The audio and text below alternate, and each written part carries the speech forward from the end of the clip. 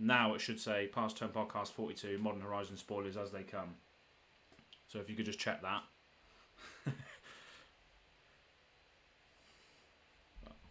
All right, thank fuck for that. Right, all good. Right, so just before we start, I'm going to be doing it from Brainstone, I think it's called. No, Brainstone is the first card I'm going to be looking at, which is at the bottom. And then I'm just going to be going up. So I'm using the MTG spoiler website.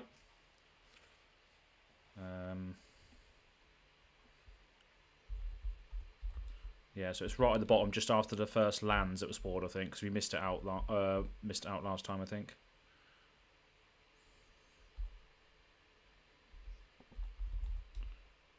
Yeah, just right from there.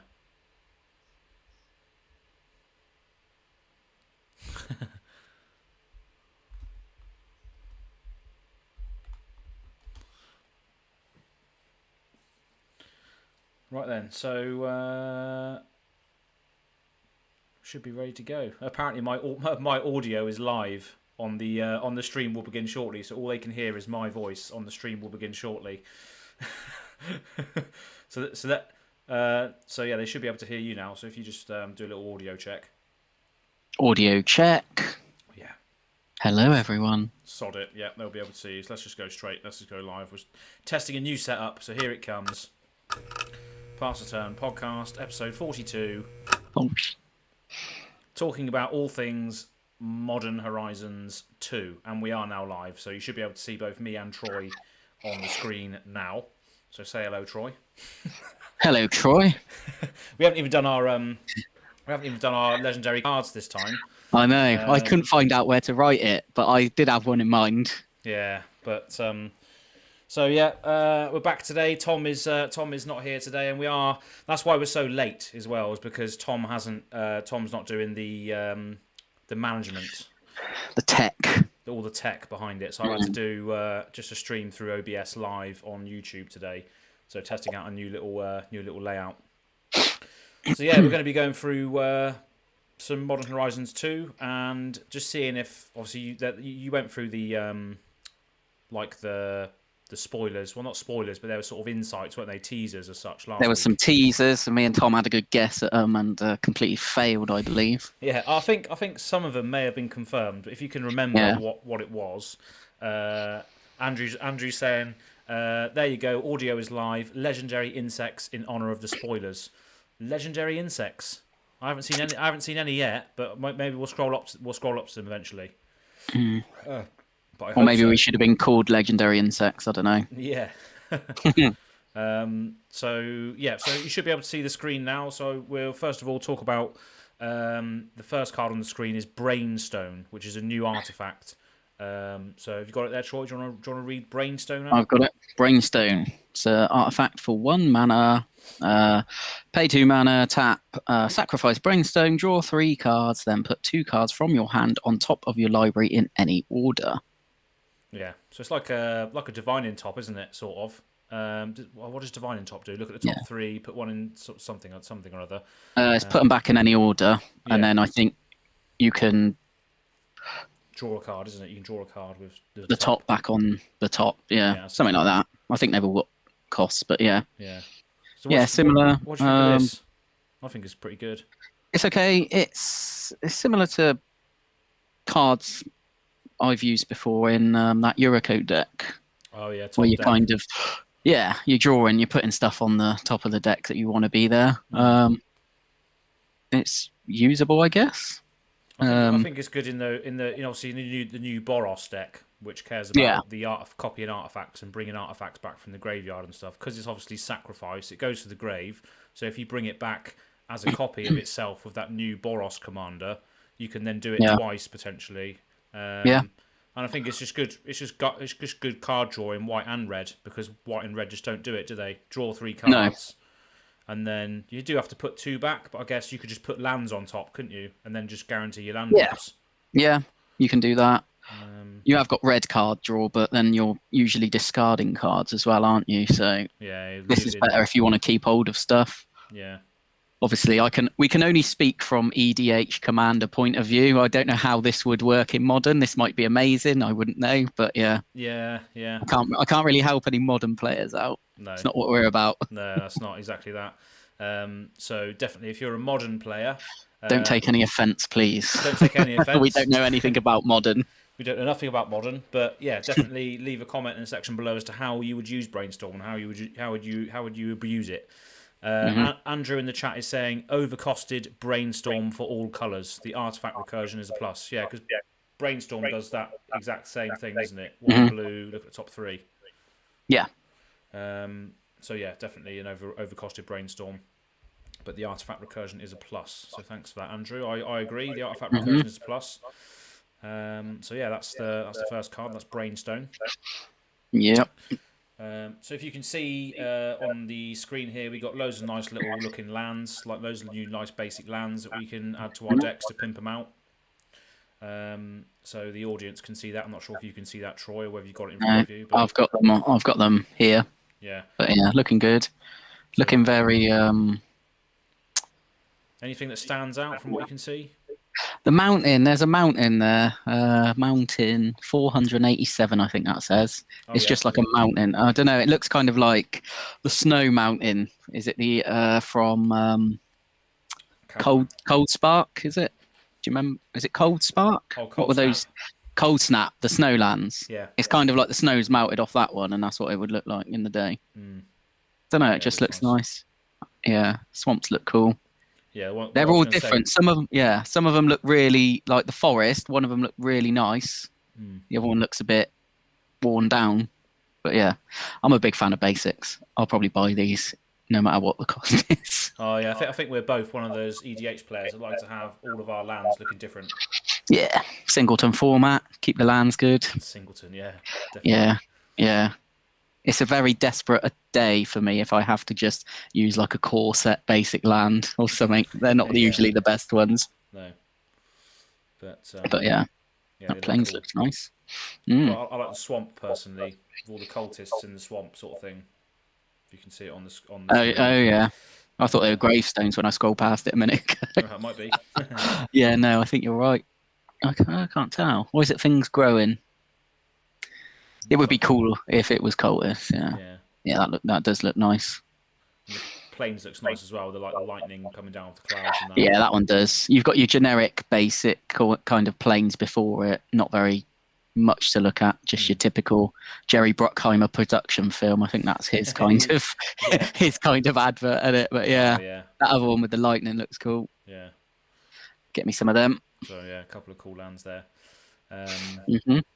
So yeah, obviously the next big thing that people that are watching can see is Dakon Shadow Slayer, which is obviously the face of the Modern Horizon, which is I didn't know he was a planeswalker, but yeah, Dakon Blackblade is the old legendary creature.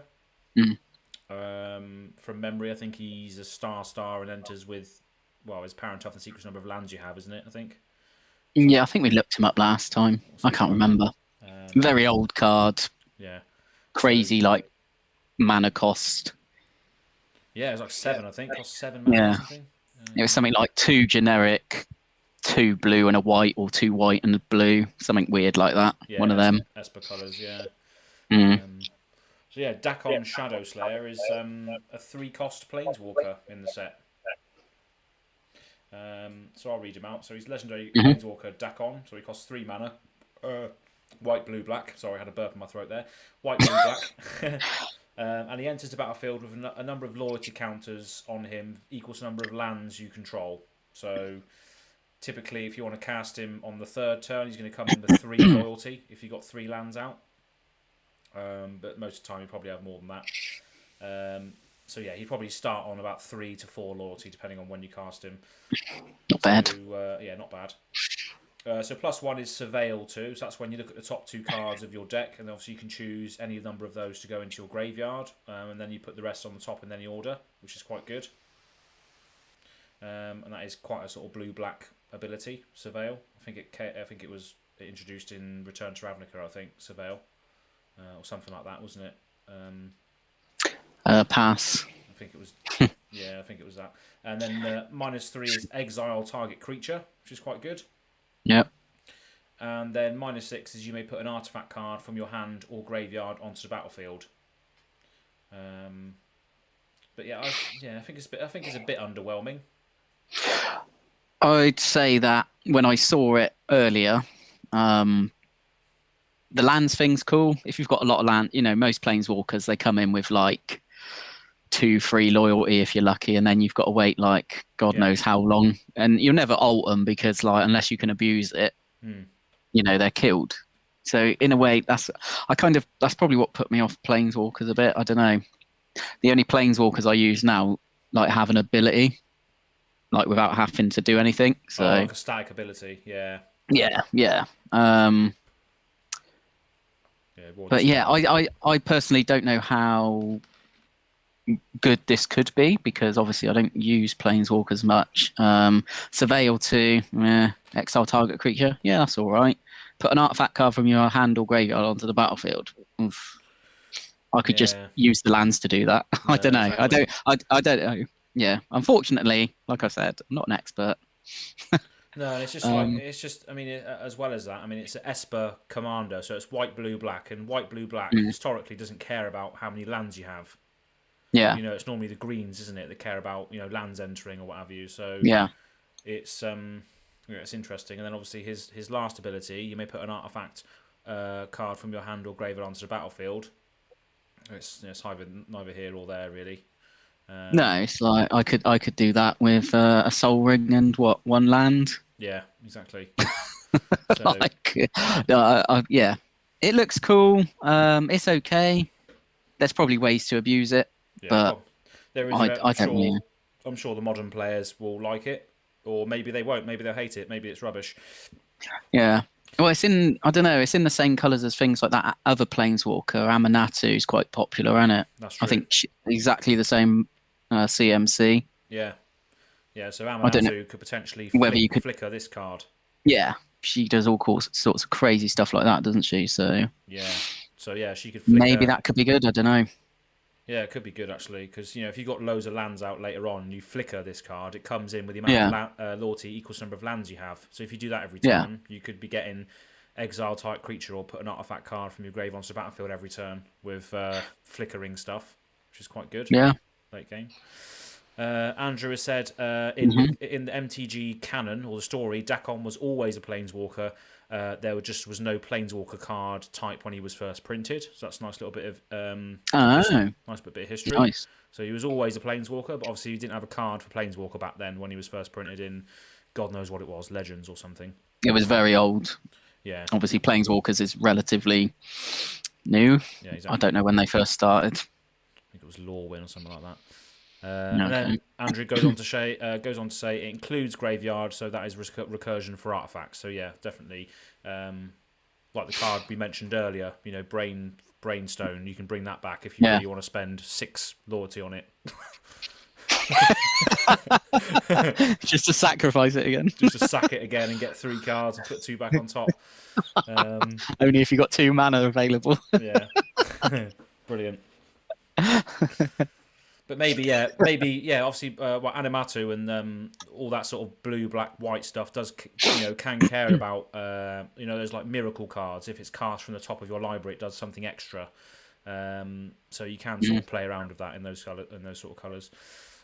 So yeah, so that's Dakon. Yeah. So scrolling up a bit now, we've got Timeless Dragon. So you can see that Timeless Dragon. Yep. Do you want to read that one out? Sure. Timeless Dragon, 5 mana, 3 and 2 white, creature dragon. It's got flying, 5/5, plane cycling for 2. Discard this card, search your library for a planes card, reveal it, put it into your hand, and shuffle. That's all right. And then it says, does that say Eternalize?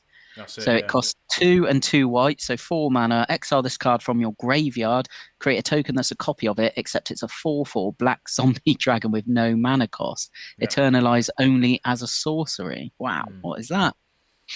Is this a new thing? I think it was originally printed in a Monket of all the zombies. Oh, okay. But a good thing about this is obviously you can plane cycle it. So obviously you discard it into your graveyard, and then you can Yep. eternalize it. So you get 2 effects basically. That's what it's been made for, clearly, I reckon, isn't it? Yeah. So you can obviously I don't know, get could your be wrong, but planes. yeah. Get a planes. Yeah. Bit of white ramp. Yes, it's good. It's good in the early game because you can plane cycle it, but it's also good in the late game if you just want to play it as its normal mana cost. Yeah. It's a 5/5 for 5 flying. It's all right. Yeah, so probably in modern it might see some play, but probably not a commander card, I don't think.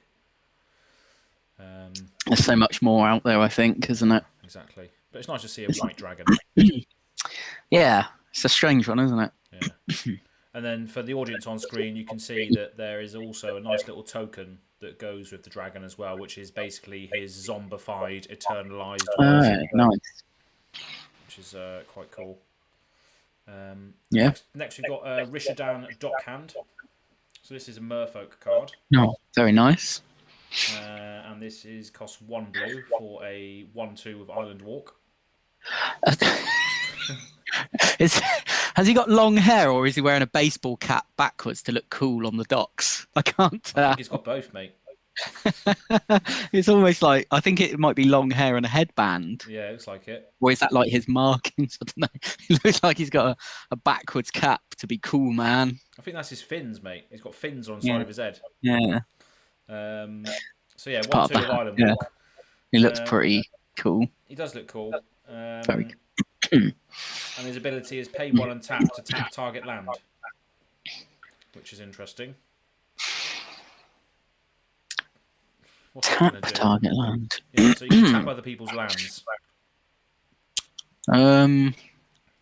So it hoses like Cabal Coffers and that. You can just tap that down on someone's on someone's untapped step. You can once you've untapped it, they go to draw. In response, you can just tap their Cabal Coffers down. They can't use it. Something like that. Or like any pesky lands, I guess, if you can do it that way. Yeah. It's got Island Walk for 1 mana. That's all right. Yeah, somebody's always got an island out, so you can just stroll through 1 damage if needed. Like, worst comes to worst, you could use that in like Commander in like a Eurocode deck as a potentially pesky little creature. Yeah, it's obviously it's not the best, but potentially it could be all right. Potentially unblockable with the chance of hosing someone's land ridiculous combos. Yeah, that's all right. But yeah, maybe in modern it's good. I don't know. The modern Merfolk is quite popular, isn't it? I think so. Yeah, or it was at one point. Yeah, well, I mean, hopefully they, this tribe is getting support more. Merfolk. Everyone loves. And obviously, Professor at Slarian Community College loves Merfolk. He loves it, doesn't he? I think he's got Sig River Guide deck, hasn't he? Yeah, I think so. Yeah.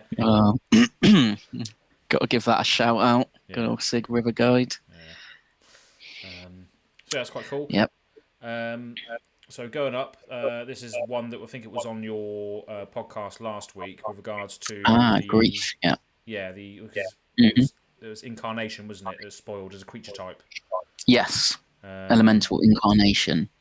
So, what did you say about that? Did you say that you thought like the wonder and grief, like anger and stuff?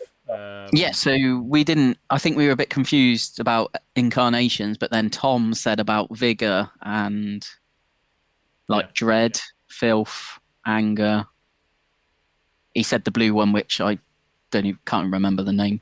Something like that. And then we realised they were incarnations. So yeah, it's not new, but yeah. Yeah. So something you did. Like I said, I used some of those cards. I didn't even take no notice. Yeah, I've always remembered you chucking like anger into the bin to give everything haste and stuff. So we definitely used that before. Oh, Brawn as well was one. Speaking of that, right. The green one. Yeah, definitely. Yeah.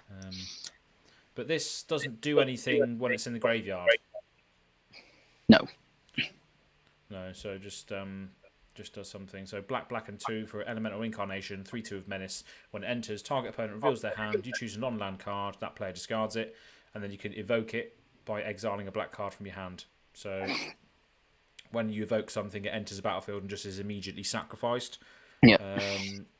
So I guess you've got, well, yeah, exile a black card from your hand. It's basically a what's that card called? That I think it's called Duress, where you just target opponent reveals their hand, you choose a card and discard it. You can just do that for free because you exile a black card from your hand, which is pretty good in Modern, I think. Just discarding a black card and getting rid of their silver bullet in their hand, sort of thing. I think it'll be good in that 1v1 sort of environment. Yep. But not so much a commander card, I don't think. But we can do better. Yeah, exactly. We can do better. What this next one though? If you got it, Profane Tutor. Profane Tutor. Don't think I've seen this. Yeah, this is a good one. I think this will probably be used in Commander. Wow, suspend for 2.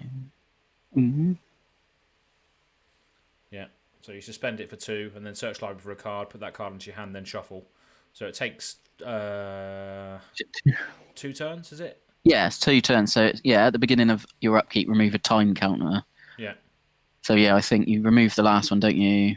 Yeah, and then you cast it without paying the cost. Yeah, so that's pretty good, I'd say. Yeah, I'll say I'm a fan of the suspend mechanic.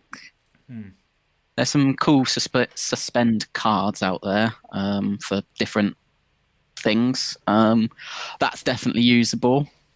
I mean, it's a shooter there. It's like a ticking time bomb, isn't it? Yeah, well, it's basically demonic tutor, but you play it on your 3rd turn instead. So it's pretty good. I'll see a lot of playing Commander, I expect. Yeah, be interesting to see what kind of price point that comes in at the start. Yeah, definitely. I don't know in Modern how usable it is. No. I don't know. I just hear that games are over in a couple of turns, so why would you play it? I don't know. Yeah, exactly. But maybe not. Yeah, it does take a while to do, and obviously you want to be doing everything on the turn, really, I guess, in those sort of games. Yeah. But it could be completely wrong. Who knows? Next one is one that Josh is going to use, Unmarked Grave. So Josh loves his graveyard. So Unmarked Grave for 2 mana, basically an end tomb, but for non-legendary cards. So search library for a non-legendary card, put that into your graveyard, then shuffle, and that costs 1 black and 1 other. So he can go and get any big non-legendary card and chuck it into his graveyard to then reanimate, which is very much a Josh thing to do. Yeah, I thought he only liked reanimating legendary cards, to be honest. Oh, that's true as well. Yeah, he does. Yeah. He'll have to be a bit more picky about this, using this, but it's just an extra card for his game plan, isn't it? Let's be honest. Exactly. I mean, that's perfectly usable in most decks. In Commander. Yeah, and not, non-legendary. Not everything's legendary, is it? No. Nice. But yeah, that's pretty good. Scrolling up here, we've got a big, massive dinosaur. Do you want to read that out? Yeah, I saw this one earlier. What's he called? Thraster? Yeah. Thraster Tempest's Roar. It costs 10 generic mana and 2 green. It's a legendary creature, dinosaur. 7/7. Maybe not so good, you think? And then, so this spell costs 3 generic mana less to cast for each other spell cast this turn. It's got trample and haste. Trample over planeswalkers, so it can deal excess combat damage to the controller of the planeswalker it's attacking. Yeah. And Thraster Tempest Roar has hexproof as long as it entered the battlefield this turn. So then all of a sudden it's yeah. If your spell's slinging in green, or might not even be green. Yeah, depends. I don't know about this. If you look at it, if you used it as a commander, I guess you'd have to play. You'd have to play a significant amount of spells, right? Each other spell cast. So unless you're in something like an elf deck, maybe you'll just throw in elves and stuff out. Oh, maybe, yeah. That 10. I mean, you've only got to cast. 3. Let's say 3 spells. That's all right. You've knocked 9 off, so then it's just 3 mana. Yeah, I guess that's 3 elves, isn't it? Well, basically. Yeah. I mean, it has got trample haste. That's pretty standard. Definitely trample. 7/7. I don't know. What do you think about that? Do you think it should be bigger, or I don't know? It seems like the drawback is it's only a 7/7, but it's giving you trample haste, trample over planeswalkers, and hexproof potentially. Yeah. So it's hexproof as long as it entered. I don't know. I look at it as like a direct damage card in green, because it comes out, it throws itself at something for potentially very, very low cost. So yeah, I just see it as like a almost like a red burn spell. Yeah. It comes in, it runs in and tries to deal damage at a planeswalker or someone's face. Yeah. It can't be interacted with, because obviously, it enters the battlefield. It's hexproof that turn, so it can't be removed. Yeah, that's all right. So yeah, it's interesting, but I'm not sure as a commander whether it would do anything, unless you're playing like a giant growth deck where you've just got loads of like one mana green spells. Target creature gets +3/+3 or something. Yeah, and you play a load of those. It's not a Golter, is it? It's not a Golter, but I thought I'd let you read it out because you had the Golter. Yeah. It's like Golter's turning into Godzilla or something. Yeah, pretty much. But yeah, no, it's cool. Yeah, it's cool. But it looks like an Ikoria card, doesn't it? Yeah. Will this see modern play? I don't know. Well, yeah, they're probably casting a lot of spells on their turns in modern games, so I guess it could come out for pretty good. What's Andrew saying?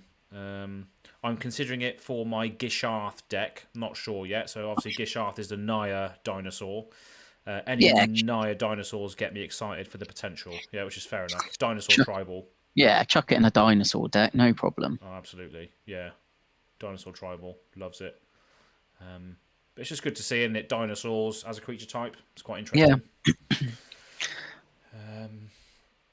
So next we've got Carla. Probably won't delve too much into it. It's just an uncommon Flame Tongue Yearling. It's Kavu. It's a Kavu, which is a creature type we haven't seen for a while. Is that the one? Was that? I think that was one that I said about our tribal podcast, wasn't it? I think it Bring was. back the Kavus. Yeah, actually, there you go. Then there you go. A bit of. I took it out, but yeah, I'm pretty sure it was just because they looked quality. Oh yes, there we go. Look, Kavu tribals on the cards. Maybe it is. Maybe that's one of the tribes they're bringing back. Hopefully, we'll see. They obviously listen to me. Yeah. They saw that podcast and they changed their entire outlook onto what their set was going to be about. We'll try and match Golter, but we won't upset him by outdoing him. Yeah. We'll bring back the Kavus and we'll give him a merfolk wearing a baseball cap backwards trying to look cool. Love it. Yeah. Flame Tongue Yearling. Nice. Yeah. So just red for a 2/1 Kavu, multi-kicker 2, so you may pay additional 2 mana any number of times as you cast it, and it enters the battlefield with a +1/+1 counter for each time it was kicked. So if you've got a load of excess mana, it could come in as quite a big creature. And obviously the good thing about that is when it enters, it deals damage equal to its power to target creature. Oh, that's nice. Yeah. So these sort of cards are great in those 1v1 formats because it comes in. It deals. If you don't multi-kick it, it deals 2 damage to another creature, which can sometimes kill it. And then you have a body on the field. So it comes in, trades with one of their cards, and then you have a body on the field which you can potentially attack with into their life in a 1v1 game. I can see that being very good. But it is red, so I'm not sure if you'd run it in anything other than mono red, but we'll see. So yeah, I can definitely see that being quite good, but I could be talking trash as well. Just, yeah, it's all opinions here.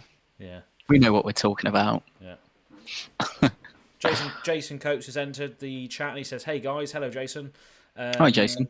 Is that Cabal Coffers at the top? Yes, we'll get into that in a moment. But yeah, so Andrew has also contributed to that comment saying yes, and it's been upshifted to Mythic. So we might as well just speak about that. Everybody knows what Cabal Coffers is.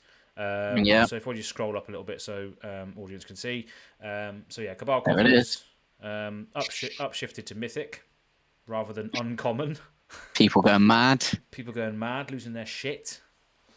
Which means instead of a cool £60 or whatever in the UK for a uncommon Cabal coffers, this is probably like £600. Yeah. No, do you have one of these? Do you have one of these? Yeah. So my luck is usually I'll spend a bit on a card. A few weeks later, it gets announced in a new set, and then the price drops a bit. Yeah. It doesn't always happen. I mean, for example, I bought an Exquisite Blood for my vampire deck, I think. Oh, yeah. Mainly. I bought it for that Mogis deck. Do you remember that? Oh, God, yeah. Pain deck. Yeah. Quite, it's not a cheap card. I don't think it's cheap still. It might even be more expensive now. But then they reprinted it in Jumpstart. Yeah. So I must have bought it not long before Jumpstart.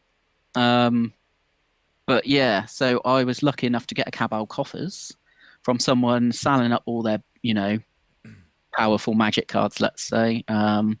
He's getting rid of all his good stuff because he just played budget for fun or something, he said. So I got this with an Urborg for less than the price of a Cabal coffers.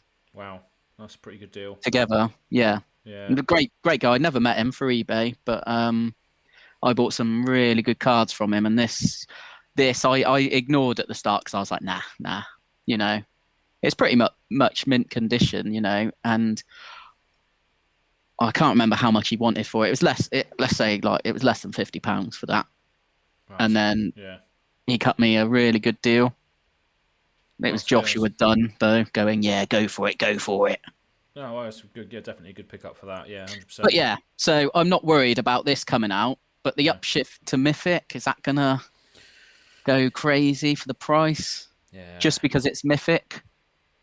What's Andrew saying? And who is surprised by this upshift? Should be no one, given the price on the secondary market. No way they'd reprint a $70 card at uncommon. Yeah, that's true. So yeah, I guess they had to because the demand is so strong for that card that I guess they would have to upshift it because of the value of it. Yeah. So yeah, definitely. I mean, I hope that it doesn't come out at an extortionate price. You want people to have cool cards like this. Yeah. Like I said, I wouldn't own one unless I'd have got that deal. No. And that's the same with most of my Magic cards. Yeah. I like to try and get them for a good deal, just to kind of justify it. But this is any black deck. It doesn't really matter what kind of deck you're playing in black. This goes in it. Urborg goes in it. Yeah. And you're like laughing. Yeah, it does. I mean, I play a mono black deck as well. And Villis, Broker of Blood, is so expensive. Like all the demons and stuff that are in there. I do need to get one of these. Really, that's going to be a great upgrade for it. So we'll see what the price is like. But I don't think it's going to change too much because obviously it's mythic rare, which means it's going to be hard to get anyway. And yeah, Jason's saying every black deck basically needs one if you're trying to play at a higher level. So definitely, especially if you're playing mono black. Andrew's saying I'm hoping to pull one that way I can try out some big black mana package. Yeah. So like you said, demons and stuff, they're very expensive. Oh yeah, absolutely. So something like that's brilliant. Luckily, Urborg got a reprint not long ago, didn't it? Yeah, I think that's fairly easy to get now. Oh, I think it's less than sort of £10, isn't it? Or it was at one point when the reprints came out. Yeah, I think it's like $15-20. So yeah, what's that? £10 over here. Yeah. If you can get one for £10, grab it. Yeah. But adding that to a deck with Urborg even better. Yeah. Age-old combo. Yeah, there wasn't there a extended art version as well for it in this set? Yeah. Did I see that? I don't know, maybe. Yeah, it might be somewhere else, but I'm pretty sure there was. Yeah, different artwork and then extended. Yeah, well, they're doing the collector stuff for this set as well, aren't they? Yeah, so it could be something like that, probably in like a set booster or collector booster or something stupid. Yeah, so maybe hopefully that then, because obviously now there's so many versions of things. Hopefully that will drive the price down for the regular one. Hopefully. Yeah, or they'll just both go up. Yeah, or they'll just both go up. Yeah. Yeah. Oh, Magic Finance, lovely old job. Yeah, but yeah, Great cards, but I think Wizards knew what they were doing with it. Yeah, absolutely. Like they look at the secondary market, no denying that. Oh yeah, absolutely. Andrew They saying yes, extended art and old frame as well, I believe. So that's cool. wow. So So hopefully that's there should be a few of them out there. yeah. Well, all the collectors and the blingers, if whatever you call them, are going to want the extended art or the old borders, aren't they? So hopefully, yeah, there's more for people like you and me, Aaron. Absolutely. Yeah. People that just want to play big dumb fucking demons. Yeah. We would like to play Magic, but it's nice to have some decent cards at the same time, isn't it? Yeah. Without pretending we're playing CEDH or something. Just imagine if they reprinted Gaia's Cradle in this set. Oh, I'll be all into that. Yeah, can you imagine people would be literally cracking burning down Wizards of the Coast office and everything, wouldn't they? Yeah. The bubble will burst soon enough. Yeah. Sure. So yeah, that's enough on Cabal Coffers. I want to talk about this next one, which is very, very interesting for all of you Chaos luck-based gambler players out there, and that's Usury Fortune's Flame. Oh. Which is a legendary creature, Ifrit. So he costs 1 and blue-red. Oh, that's bad. Oh, yeah, sorry. For a flying Ifrit. So like a genie type sort of beast. He's a 2/3 with flying, or she. Whenever Usury Fortune's Flame attacks, choose a number between 1 and 5. Always 5 in this sort of deck, obviously. Flip that many coins, and for each flip you win, draw a card. For each flip you lose, it deals 2 damage to you. If you won 5 flips, you may cast spells from your hand without paying their mana costs this turn. So yeah, this is just such a awesome sort of deck type that's probably going to be built with all the cards like Krark's Thumb and stuff that allows you to flip additional coins. Yeah, this is just pure gambling paradise, this, isn't it? Oh yeah. Yeah. Flipping mental. That's going to be ridiculous. And if you were playing this deck as well, you would not be using dice. You'd be using coins. Yeah, that's the rules now. That is if the you rules. play on our table, you've got to bring your coins. No Pokemon ones. Pokemon ones. Yeah. Oh, brilliant. But yeah, there's going to be loads of cool cards that go with this. I'm just going to check the chat, see if I've any messages yet regarding this card. But yeah, there's going to be loads of cards that interact with this. And I like the way that it does fuel itself for its last ability as well. Mm-hmm. So if you win all of the flips, you draw 5 cards, and then you can play any of those cards without paying their mana costs, which is just fun, really. Yeah, you're always going to choose 5, aren't you? Yeah, your deck is going to support. Yeah, your deck's going to support multiple coin flips, isn't it? So the chances will be in your favour if you're playing this card, obviously. You just need a 2-headed coin. Yeah. Just imagine if there's a card out there that says you get a loaded coin or whatever it is. Yeah. So yeah, I just thought that was a really, really interesting card. That's pretty cool. What's Andrew saying? Give him lifelink and go to town. Give Usury lifelink. Yeah. When it attacks, give him lifelink. So I guess what would that do? Am I missing something there? Giving it lifelink? I guess if he attacks, you'll be gaining life, won't you? Yeah. And then you flip coins when you choose the number when it attacks. Oh right, yeah. So I guess any life you lose is pretty much null and void. You've negated it. I guess that makes sense.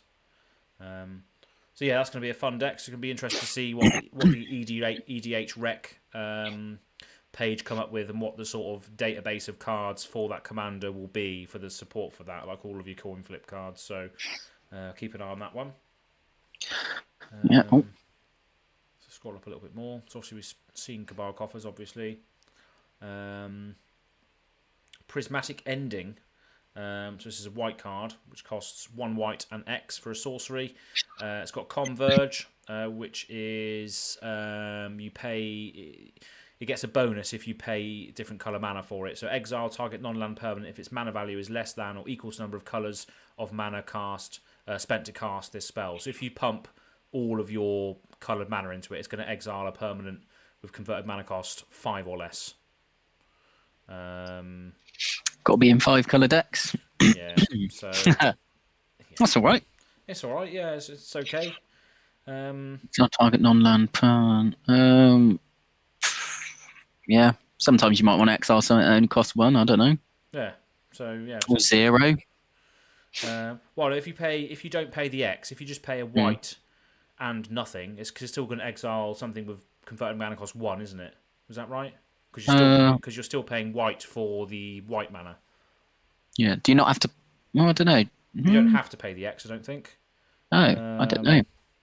So someone correct us in the I actually comments. don't know. There's a question to the audience. Can you pay? I think you can. I think we've had this conversation before a long time ago. Can you pay? Can X be 0?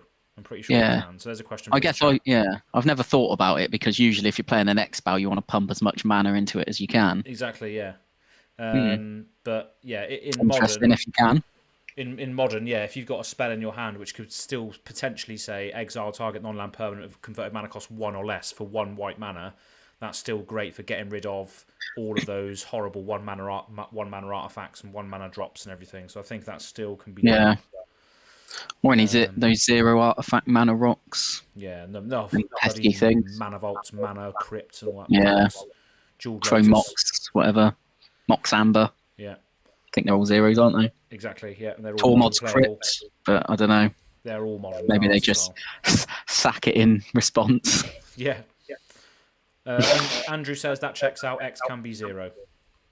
Yeah, I think because X is 0, isn't it? Until you decide. Yeah, but because of the converge, you've already paid 1 white mana. You're paying what? Yeah, you're gonna have to pay that white, aren't you? Yeah. Oh, that's cool. So yeah, it can be multiple use in multicolored decks. That's not too bad. Not too bad. No. Then we've got a this could be quite good potentially in any sort of tribal deck. It's a 1 mana, 1/1 changeling, universal automaton. Yeah, I was looking at this the other day. Yeah. When I was rebuilding Yuriko. I say when I was rebuilding it. I haven't even started. I've just been looking. But I've just been looking for more creatures like this, and it's perfect. It's already a changeling shapeshifter, isn't it? With changeling. But yeah, this is just, I'm guessing, it's got the old border treatment, hasn't it? Yep. Because it's from the first Modern Horizons. So yeah, we're just getting it. Yeah. Because it's standard, at just the general artifacts creature border before the modern stuff. So yeah, it's got the old border on this one. I guess it must be quite popular. I don't know. I don't know how they choose to do the old border stuff. No, it's interesting that it's got the old border and the old icon as well, the old set symbol. Yeah. So that's quite interesting. And then the next one is exactly the same. I've used that or thought about using that, I think. Which one's this? Fairy Seer? Fairy Seer, yeah. Oh, yeah. This has had the old border treatment. It's quite a cool card. Yeah. Perfect for something like Yuriko and Commander, I guess. 1/1 flyer. Yeah. When it enters, scry 2. Yep, so you can rearrange what the you top. want. Yeah. That's what you want. Cool. Doesn't have changeling. It's not changeling or anything, but doesn't matter, does it? No, so you can still ninjutsu it out if it goes through and stuff. So it doesn't really make a difference. You see that in a lot of Yuriko decks, I think. This one. Yeah. Again, sorry, modern players. Not really sure where you'd use it. Probably just ping away. Ping away, yeah. Mm-hmm. Now we've got some really, really cool cards. So I'll blow up the screen. Well, not blow up the screen, but you can see that the next 5 cards are all going to be, right down someone's alley. So they're all fucking squirrels. Oh, brilliant! I was looking forward to squirrels, but I don't know if I am now. Yeah, it's gonna be funny though to see. And the age-old meme of 15 squirrels can now kill Emrakul is actually now a thing with one of the legendary creatures, but we'll get to that in a second. So yeah, Squirrel Mob is the first one. I think, is this a reprint? Do they have a Squirrel Mob in the past? I swear they did. Or was it something else? I'm not sure. I think might be worth checking out. Yeah, it might be worth checking out. But yeah, someone can pipe up if I'm wrong. But I think there was a Squirrel Mob in the past. So yeah, it's a 2/2 squirrel, costs green and 1. It just gets +1/+1 for each other squirrel on the battlefield. Here you go. Does it say it was printed in Odyssey? Odyssey. Odyssey, yeah, nice. So this is a reprint. So it's a reprint.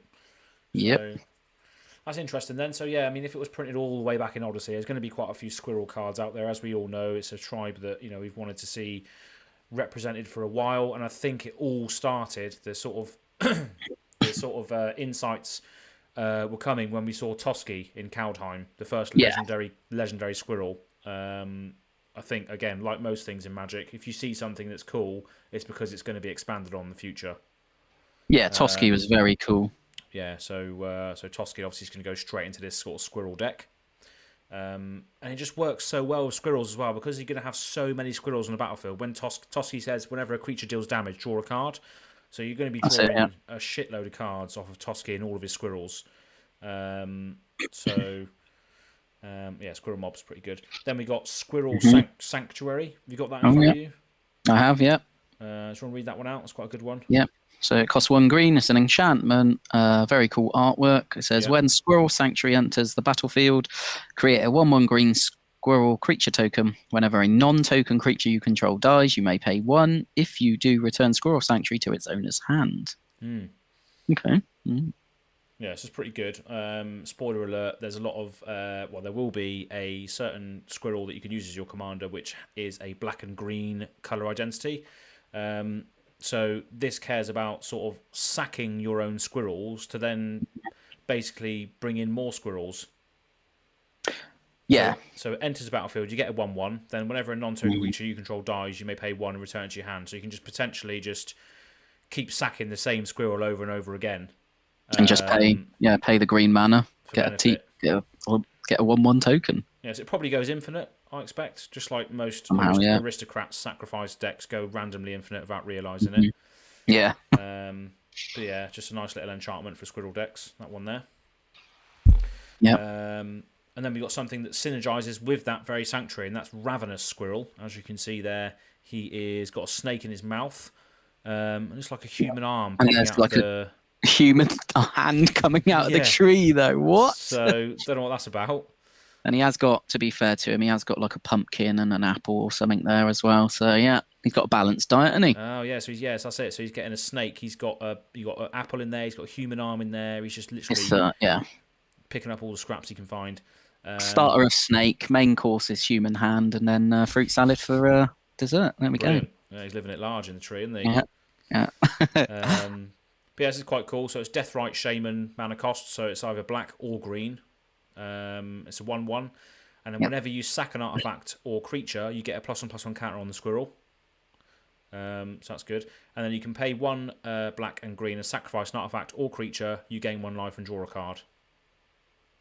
So it feeds itself by having a sack outlet on the card, and then it gets bigger, and you draw a card and gain a life also. So that's quite good. I like that. Yeah, that's all right.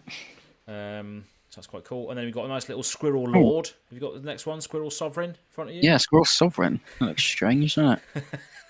Just like it's like completely different. It looks very elegant and probably doesn't eat meat. No.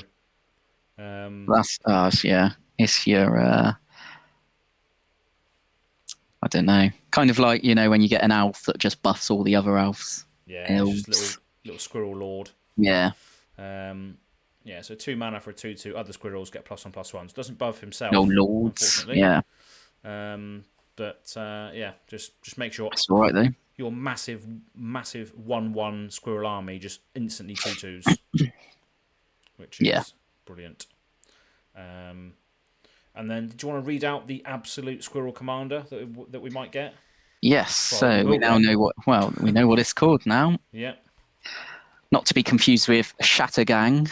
Oh no, the Shattergang brothers. This is Chatterfang, Squirrel General. 2 and a green, legendary creature, Squirrel Warrior. Yeah. It's got Forest Walk. If 1 or more tokens would be created under your control, those tokens plus that many 1/1 green squirrel creature tokens are created instead. And then you can pay black, sacrifice X squirrels, target creature gets +X, -X until end of turn, and it's a 3/3. So not bad for a squirrel, I guess. No, I think it's I think it's brilliant. Yeah. So forest walk, that can sometimes matter, because a lot of people will have forests out. People will have overgrown tombs or temple gardens that are, count as both, so you can still get Yeah. through on those players. So commander damage could potentially matter if you stick a sword on it or something. So that could be good. And then if one or more tokens will be created under your control, those tokens plus that many 1/1 green squirrel tokens are created instead. So it just doubles the whole thing, doesn't it? Basically. Yeah. No matter what token, you're getting the same amount in squirrel tokens. Yeah. Is that right? Yeah. Yeah. So Yeah. if we go back to the Squirrel Sanctuary example there, Yeah. when it enters, you get a 1/1 green squirrel. So you get that initial 1/1 plus another 1/1 if Chatterfang is out. Mm-hmm. Because you just get the trigger again, basically, plus that many green ones. Yeah. So that's Then, pretty good. yeah. Yeah. I'm sure that could you could abuse that for, well, maybe if you had enough mana and that, you could just and sack at it, just do it exactly. over and over. That's how you build a squirrel army. No, exactly. Yeah, I didn't even think of that. Yeah, so you have to kill some to make some. Well, that's it. Yeah, that's how Chatterfang goes infinite, because you get double the squirrels. If you've got some way of sacking, even like Ashnod's Altar, isn't it? You sack it, you add 2 colourless mana to your mana pool. Yep. So that's infinite squirrels straight away. Mm-hmm. Yeah. Or just sacrifice loads and then do some serious commander damage. Can you? Yeah, you can target Chatterfang as well. Yeah. Oh yeah, I forgot about that. Yeah, so that's his last bit, isn't it? Yeah. That last bit, we didn't even read that a bit. Oh no, you did read it out, but we just didn't figure out until then. So you can pay a black and sacrifice as many squirrels as you want. Target creature gets +X -X end of turn, so you can just go through on someone if they've got a forest. Yeah. Which is good. But you can also use this as a removal spell, because target creature gets +X -X end of turn. So that's where the age-old meme of 15 squirrels can kill Emrakul, the Aeon's Torn, comes from. You can if you've got 15 squirrels, they can take down a bloody Eldrazi. So it's about time they printed a card that sort of alludes to that meme. Andrew is saying, yes, this creature is a warrior. That thing is nuts in Najeela the Blade Blossom. So yeah, Najeela used to be an old commander that Josh used. Remember Najeela? Yes, I was looking at that the other day. So that's very cool card. Yeah, it was all about warriors, wasn't it? Extra combat steps, crazy stuff. Yeah, I was speaking to Josh about it when we was at Mythic the other night. Because I think they had one for sale. Yeah. What card was that? Najeela. Oh, yeah. It's a brilliant card. He used to run that as his commander all the time. Has some good stuff on it. I vaguely remember playing against him and that. Yeah. In the early days, let's call it. Jason is saying Phyrexian Altar could also work with this because it makes coloured mana, where Ashnod's Altar only makes colourless mana. So that could also work as well, but with the Phyrexian Altar it only gives you 1 mana, whereas with Ashnod's it gives you 2, so it gives you more potentially. But either one would work with any sort of aristocrat strategy. Dropping the phone. Squirrels. I reckon there'll probably be some more squirrels printed.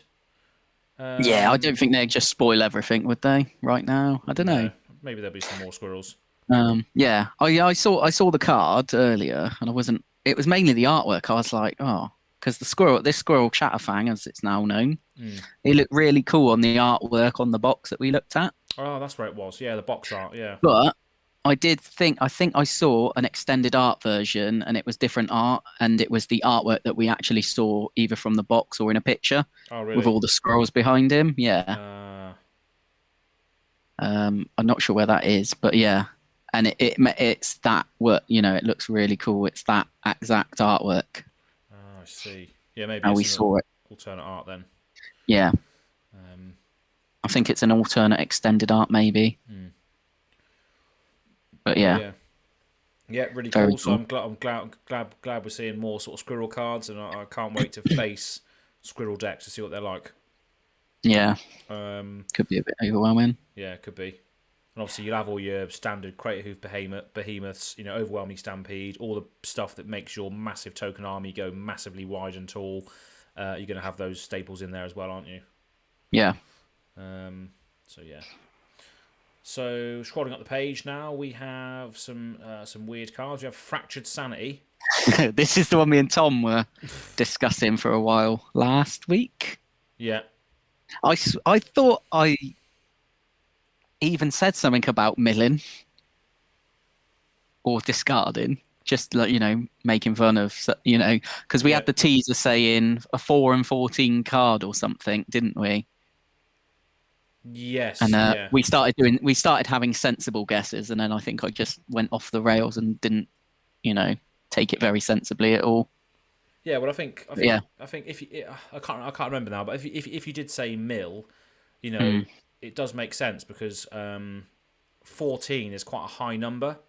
Yeah. So I think I said something like, "Oh, each opponent mills 14 cards, then another 4, or 4 cards, then 14," something like that, maybe. Yeah, well, if you did, you got it bang on, pretty much. But yeah, very close. Yeah, it's a good guess because 14 is quite a high number, so it wouldn't sort of relate to life total because life in Modern is normally 20. So the only thing it can really relate to, the big values in your game of Magic is your deck size. So it does make sense to guess milling. Yeah, not to be confused with anything else. Yeah. Your deck size. Oh, flesh beater. Massive. Yeah. Oh, God. Oh, bloody hell. Oh, you've done it again. Yeah. Cool. Fractured virginity. You can tell we don't get out much. No, that's it. Right. Moving swiftly on to Sarah's Emissary, which is I think is it new? Yes, it's a new card, isn't it? New Angel. Yeah. I don't think I've seen it before. No, maybe it just sounds like something. I don't know. There's a lot of Sarah stuff out there. Yeah. But this seems quite good. I imagine Josh may use this card in his Reanimator deck. Margin Reanimator is just really oppressive. So white, and 4 for a 7/7 Flying Angel. So pretty good. When it enters, choose a card type. You and creatures you control have protection from the chosen card type. So that is vile. Yes. So Josh will probably use that. Yeah. Just reanimate it for 1 mana and then choose. I'm going to choose instance, and now all of his stuff has protection from instance. Yeah. So it's pretty ridiculous, especially if you know what your opponents are playing as well. Yeah, you can take a good guess usually, can't you? Yeah. So it's protecting yourself and creatures. So yeah, that's probably what I'd choose if given the choice of 2. Yeah, it's pretty ridiculous, isn't it? Because you could just play that on potentially turn 3, knowing he's playing my big demon deck. He can just say, right, I'm going to choose creature, and then all of my demons can't do anything to him as long as this is out. So it's pretty vile. So yeah, Josh might like that potentially. Then we got Wonder, which is one of the incarnations. So do you reckon we'll see the others in here, like Anger and Valor and stuff? If they've printed this, then I don't see any reason not to. Yeah, it makes sense. It'd be kind of weird just to pick one because they do specific things, don't they? Yeah. It's specific to the colour as well that you'd associate. I guess flying in blue, yeah. Yeah, it's like I think white is First Strike, red's Haste, green's Trample, and black is Fear. I think, isn't it? Yes. Or is it Swamp Walk? Swamp. Filth, isn't it? Filth is the swamp. Yeah, swamp walk. Sorry, I think it is. Yeah. Because I've used that card, I should know, but like I say, I can't remember anything. Yeah. So yeah, that's cool to see those in there. There'll probably be a cycle at some point. Yeah. If it's not been spoiled already. Yeah. Got a cool little spell in here, which would probably be good in sort of Modern 1v1. That's Break Ties.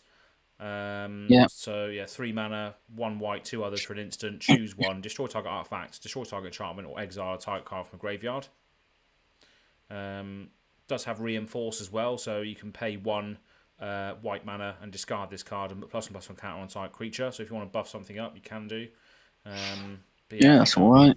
Pretty good Free. in a 1v1 game. 3 mana's not too bad. No. I think obviously you've got disenchant and other things as well that cost 2 mana, but I think you're paying for the actual modal choice. Yeah. That's why it costs a little bit more, so maybe in modern that might be okay.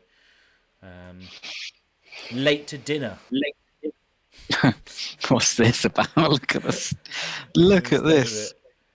That's me just chilling by the fire in my suit and chair. That rhino has clothes on, doesn't he? He's got a full-on suit. Wow. That's funny. And his elephant friend is a ghost, I imagine. Yeah. So that's an interesting card. White does a lot of this. There's a lot of cards that do this, like Breath of Life and loads of other old school white cards. For 4 CMC, will return target creature from your graveyard to the battlefield. But this one also creates a food token as well. Yeah, that's all right. Gain a bit of life. Gain a bit of life if needed. But we've seen that effect printed before. I won't use this. Oh, Kev Walker, though, the artist. Yeah, that's why it's so good, the art. Good old Kev Walker, tribal. Yeah, good old Kev Walker tribal. Wouldn't fit in my deck. It's the wrong colour. This next card's interesting because it looks exactly the same as the other one. Remember Insurrection? Vaguely rings a bell, yeah. So Insurrection, I think it costs 9 mana, and you gain control of all creatures until end of turn. They gain haste. Whereas this is gain control of target creature you don't control until end of turn. Untap that creature, it gains haste. But obviously you copy the spell for each spell cast before it, and you choose new targets if you storm off with it. I see. But it's just the artwork looks exactly the same. I see what you mean. Yeah. Gain haste. Yeah. It costs 8 mana. Oh, from Onslaught. Nice. Yeah, Onslaught. Yeah, that's it. And the artwork just looks sort of similar, doesn't it? Yeah. So the original one, it's all just kind of human. Well, I don't know actually, like zombies maybe. Yeah, this one, they've done a. It's pretty cool. You've got Turok on this one with his dinosaur friends. Yeah. Wow, what an N64 game that was. Yeah, that's definitely Turok. What a game. Yeah, I love it. But yeah, so 5 mana. Yeah, so I don't know if that. Well, maybe in modern it would see some play where you can untap one of their creatures and give it haste, and then potentially untap a few more if you've cast multiple spells before it this turn. Yeah, it could be quite good. Yeah, it could, I guess it depends. If you do storm off and play this card, yeah, it could be a lethal. Could be lethal. Yeah, could be potentially game ending. I don't really know. Well, especially if all the copy it for each spell cast before it this turn. Oh, yes, you do have to cast it. It wouldn't work with copies. But yeah, it's probably going to be loads of stuff that will be able to use something like this. But I still prefer the old Insurrection, to be honest. Yeah, you might even be able to copy this as you play it. Yeah. I don't know how that would work. Yeah. Cool. Oh, hello. I've just missed a few chats. Jason's just saying finale of Devastation. So I guess that's referring back to the Squirrel token strategy. Finale of Devastation is ridiculous card. It's a great card. I remember getting one of those as well when they were fairly cheap, and now they're very expensive. They are quite expensive, yes. Now, but yeah, mono on the upper bit. Yeah, definitely. But that's the thing, though. When you see cards like that were from sort of Amonkhet, Hour of Devastation, those sort of cards probably won't see reprints that much because they're so unique to that set. So it's like War of the Spark. All of those Planeswalkers will never get printed ever again because they're so unique to War of the Spark. So they're probably always going to increase, I imagine, if they're good cards, that is. Yeah, some of them ridiculous prices, aren't they? Yeah. But yeah. They're all pretty popular still as well. Yeah. exactly. Going up the list here, we've got Lucid Dreams, which is just a sorcery. Artwork is awesome. I was going to say, the artwork's jumping out at me. The card, not so much, but card, not so much, because 5 mana, blue, and 3 for a sorcery. Draw X cards, where X is number of card types among cards in your graveyard. There's just better draw spells out there which don't have to meet a condition to be good. Yeah. There's just better cards out there for that. Potentially, you're not drawing much. No, exactly. You have to sort of fulfill a criteria which blue doesn't need to do for card draw. So what's the point?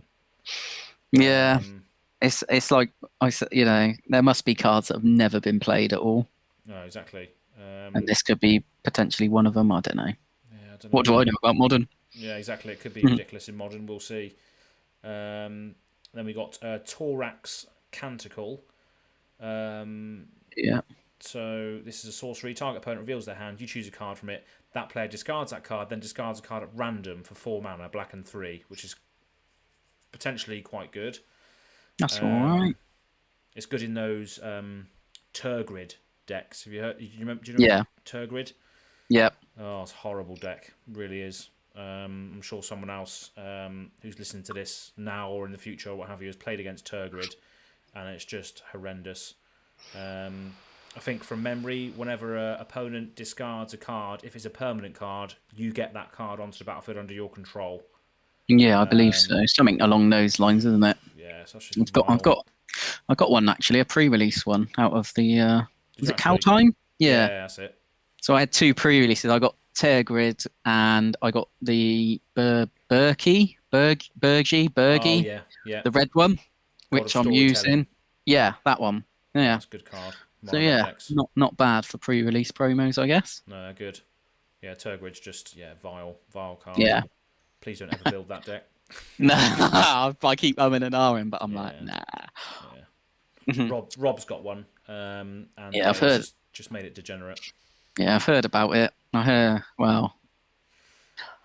Along the lines of he'll be playing it more, wasn't it? Yeah. If we meet again. Yeah, probably we'll meet again. He wasn't there when we went to Mythic, so I'm sure.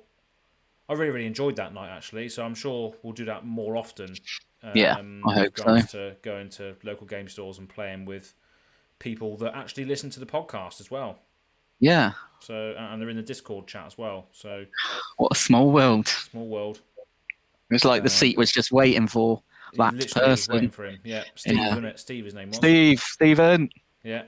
So shout out to Stephen. He's on the same sort of wavelength as well. Doesn't play ridiculously powerful decks, but does run some cool cards. Yeah, it's just like pure it's just brilliant, isn't it? Yeah. No it was bullshit. Yeah, really good games. Yeah. I think we all won at least once. Yeah, just the once for me. Yeah. So Plane chase, wasn't it? Yeah. Yeah. Oh, God. Yeah. That helped me out, to be honest. I wouldn't have won otherwise. That's funny. And in the future as well, we'll probably do planes chase games recorded on the channel, just for extra lols. But it was a fun experience. Yeah, it's a bit of fun, isn't it? Yeah. It's a nice little break, I guess. Yeah, it's a bit refreshing. Just throwing a bit of chaos in there. So that was a massive tangent from Turgrid. So thanks Turgrid for that. Yep. Next card is a card that was spawned by the Command Zone recently, and that's Rise and Shine. So I don't know what it's going to do, but if it's a sorcery, it costs 1 blue and 1 other. And it just says target non-creature artifact you control becomes a 0/0 artifact creature, and you put 4+++ counters on it. 4++ counters on each artifact that became a creature this way. So, and then you can overload it for 6. You may cast a spell which overload casts, and then you target each of your artifacts. Yeah. So I guess if you're running a lot of artifacts, they become a huge army of animated artifacts. So if you overload it, everything's getting 4 counters every artifact. Yeah. Why? I don't get it. I don't know. No. If like you said, if you're playing like an artifact deck, maybe I don't know, but it's just a bit. Yeah, it could be a funny win con if you play a card like Mycosynth lattice that makes all of your permanents artifacts. Yeah. You can then turn all of your artifacts, including all of your lands, into creatures. But then still, Okay, yeah, I guess it's a bit of a weird thing. I'm sure people it's a will bit use weird, it. risky. Bit risky, especially turning all your creatures into lands into creatures. It's a bit risky, isn't it? Or just artifacts, isn't there? Like board wipes for artifacts. Yeah. Think, why take the risk? By the time you build up to it, everyone's worked out what you're going to do. Exactly. So yeah, I don't know. Yeah, it'd be interesting to see what they said about it, just in case. Yeah, it's nice to hear people's perspectives. Yeah, I mean, I'm sure if you go watch their episode, I'm sure they'll probably go into loads of different. That was their preview card, so I'm sure they'll go into. I'm sure they probably. Yeah, probably just spent 2 hours going. You could do this. You could do that. You could do this. Yeah. So I'll probably go. I haven't seen the video, but I just saw that was their preview card. So maybe I'll go and watch it after this to see what it's like. Yeah, maybe. Okay. So this next card is awesome. You can read this one out. This is a new sword. Yes, I did wonder if it was new. I thought it was, but yeah, Sword of Hearth and Home. Yeah. Is that how you say it? Hearth. Hearth and Home, yeah. 3 mana, artifacts and equipment. Equipped creature gets +2/+2, so pretty standard for like the swords, isn't it? Yep. And it has protection from green and white. Yep. Again, pretty standard for those ones, isn't it? And whenever a quick creature deals combat damage to a player, exile up to 1 target creature you own. Then search your library for a basic land card, put both cards onto the battlefield under your control, then shuffle. And it costs 2 to equip, so not too shabby there. Yeah, I think that's pretty good. That sounds good. Whenever it deals combat damage to a player, exile up to 1 target creature you own, then search library for a basic land, put both those cards onto the battlefield under your control, then shuffle. So it flickers something. Yeah, so you'll be flickering something. I mean, obviously, you're going to be trying to flicker something that has a ETB or something. Yeah, true, yeah. Which, it could be anything. Also, it doesn't say it comes in tap the land either, does it? Base land, put both on the battlefield. No, it doesn't, yeah. That's right. So that's a little bonus, I guess. That's brilliant. Yeah, I like that. But yeah, I mean, you could do anything with this, I guess. Yeah, so you can obviously double up your ETB stuff. If you flicker, something like a Farhaven Elf or something like that comes in, you go get another land into play. Which I'm sure there's going to be some sort of weird cycles with this as well, where you exile something, go get a land, comes into play untapped. I'm sure there's going to be some weird interactions with it, but yeah, I just think it's quite good. Yeah. And does that mean that there will be other swords that we haven't seen yet, or what do you think? Do you reckon there'll be other swords? I think, didn't we get 2 swords in the first Modern Horizons? Yeah, Sinew and Steel and Truth and Justice, was it? That's no? it, yeah. That's the one. Yeah. So maybe there'll be 2, maybe, I don't know. 2 new ones, yeah. Yeah, maybe like just a pair of them. I mean, if you're going to equip that, you're getting protection anyway. Even if you just got a land and you just had to flicker a creature that didn't do anything, it's still all right. Yeah. But yeah, exactly. Yeah. If you don't have the there's a lot going on with this. It's definitely one of the better ones I've seen. Yeah, it's definitely better than the last Modern Horizons new ones, I think. Yeah. Truth and Justice and Sinew and Steel weren't ridiculously good, but this one I think is pretty decent. I think I've got Truth and Justice. It was okay. I wanted it for something and then went a different direction. So yeah, it was okay.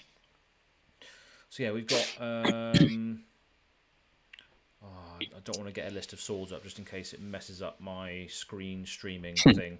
But I don't know how many we have, but there's 10 colour pairings, isn't there? So that each sword gives you a protection from a colour pairing. So do we have all 10 colour pairings? I'll try and find out.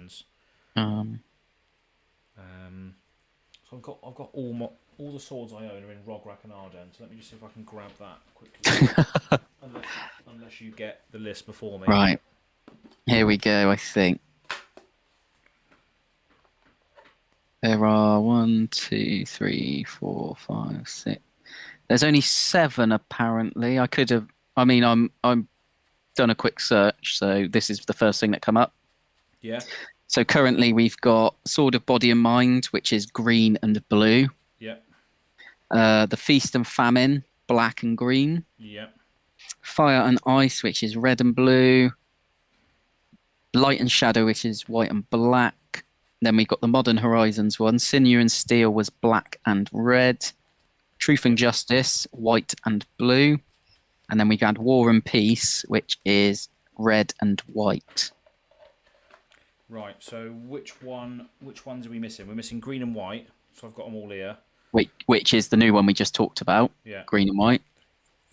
Yeah. You're missing. So black This green and red. Green and red. Yeah, that's one of them. Green and red's missing, and that means that there's one more missing, doesn't it? Green and red and blue and black. Blue and black, yes. So green, red, and blue, black. So will we see those in this set, do you think? I reckon we probably will.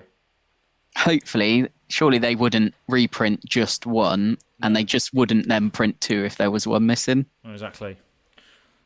So potentially 3 new swords. I think one of the swords is getting a reprint with an older border at the top of the page, which we'll see. Yeah, I think I saw that. I can't remember which one. Probably the Fire and Ice, something like that. Whichever one was considered the best. Yeah. So it'd be interesting to see if we get more. But yeah, green and red and black and blue. So yeah, that'll be interesting to see if we get more of those. So yeah, nice little sword. Blame. Next, we've got something which is going to hose a lot of strategies in Modern, and that is, what was Andrew saying? Removes crew costs from vehicles. Oh, that's for Rise and Shine, because they all become creatures. So yeah, that makes sense. Yeah, thanks for that. Oh wow. So it removes crew costs. So that's brilliant. And then this is the 8th sword of card. So could have just waited for Andrew to respond rather than looking it up. But it was interesting. Yep. So this is the 8th one, so we're due 2 more. Yeah, so black and blue and red and green, as we've just discovered. Hopefully, just get them in this set, get them out of the way. Come on, there. Let's just fucking buy them all in, and that's it, done. Yeah. Yeah, because all 7 of those, all of the ones that currently are in my Rograk deck. So if I could just get all of them in there, he's just going to become an absolute kobold warrior. Although I have considered taking that deck apart recently, but we'll see. I think about binning decks all the time. Yeah, it's just one of those things, isn't it? Yeah. That deck has all of the swords in. I'm just like, do I want to use it for that? But yeah. It's a bit fun, isn't it? That one. That's just funny. That's a funny deck. So yeah, it's going to be interesting to see if we get those. Then we got Void Mirror, so that's one I was going to allude to with regards to hosing modern strategies. Whenever a player casts a spell, if no coloured mana was spent to cast it, counter it. It's a 2-cost artifact. So that's just if no coloured mana was spent to cast it. So does that mean if you played an artifact, it's countered? It's countered. But what if you played an artifact using coloured mana? Oh, okay, yeah, sorry, that's it. Yeah, so if no coloured mana was spent to cast it, counter it. Yeah. So you can't use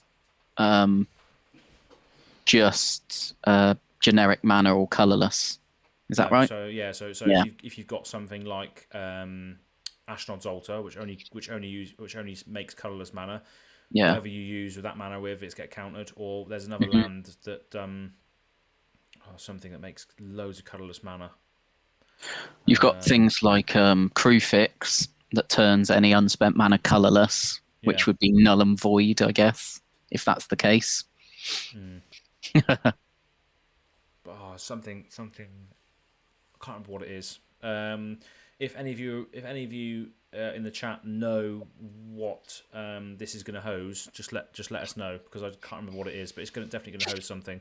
Andrew's actually saying with regards to the swords that they won't print them in this set. They need to sell Modern Horizon 3 and Commander Legends 2. So will they leave them out of this set as a result of just need to sell more products? I don't think so. Would it, I don't know. I don't know if it would sell the product just having a sword in both of them. I mean, if you really wanted the swords, maybe it would. But surely you just buy the sword. You wouldn't just buy a box and hope that the sword was in it. No, exactly. Don't know. I think Commander Legends will sell itself as a result of the last set. That will sell itself because of all the new creatures and stuff, legendary creatures. We had some good stuff, but it just fell completely flat for me in the end. Yeah. Yeah. I'm not saying I haven't used any cards, but I probably wouldn't buy sealed product again of it. I just buy what I wanted. Yeah, I don't think I bought any sealed product for it actually. No, I did. I got some good stuff out of it, but yeah. Andrew saying someone has to open the pack even if you just buy singles. That's definitely that's the term I hear all the time as well. Yeah. We'll let them open the pack, shall we? Yeah, we'll let them open the packs. But I think we will see the other two in here.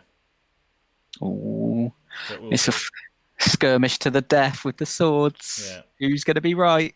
I just don't. Well, I don't know. It looks like they're reprinting other swords in the set, so I just don't know. I mean, I didn't realise how many. I didn't know how many swords were out there. I'll just scroll up a little bit more. I just thought there might be two because there was two last time. Yeah, I can't see it, but I can't see it. So maybe. But would they hold a sword for ransom? They reprint. They print the two more in this set, and then what? Just hold one for ransom. Yeah, but if they printed 3 new swords, surely that would make Modern Horizons like fuck me. I need to get loads of sealed products to try and pull these things. Yeah. So I guess it could go either way, couldn't it? Yeah. Like Andrew says, yeah, maybe they do just print this one, gets everyone excited again. Yeah. Before you know it, we're hit with Commander Legends 2, Modern Horizons 3. Yeah. Commander Legends 47. Yeah, it's just exactly. There's printed so many products now. I guess it won't matter either way. People will still buy it. There's no like real excitement. Really, is there? I don't know. No, that's my opinion, I guess. There's no massive excitement. No, it's just because by the time I get my hands on any cards from this set, the next set's out. Yeah. Yeah. That's the problem at the moment with Magic, is that they're just printing too much things, and it's just hard to keep up with everything. What one set comes out, and it's just like on Arena. I don't think you play Arena, do you at all? No, I had a go a while ago, but yeah. But just as an example, I play Arena every now and again when I get bored. But it's obviously standard. But I still have a standard deck which is all Kaldheim cards. And since Kaldheim, Strixhaven's come out, and now we're already getting Modern Horizons 2. Mm-hmm. So it's just like I haven't even looked at Strixhaven cards. Nothing's really exciting anymore with Magic. No. Kaldheim wasn't. Kaldheim was. I think I was quoted saying that Kaldheim was the Commander Legends I wanted. Yeah. I probably got more good cards for Commander out of that set than I did Commander Legends. Yeah. No. I think it just fell flat for me. I was like, 70 legendary creatures or whatever. I'll definitely find a new Commander. Did I? No. No. Yeah. They're all partners. I don't want to be interested in partners. No, exactly. Freeze a crowd, isn't it? Yeah, you want your own sort of one creature that represents you rather than just 2 creatures you have to use to get the colours you want. It's just a load of bollocks, really. But yeah.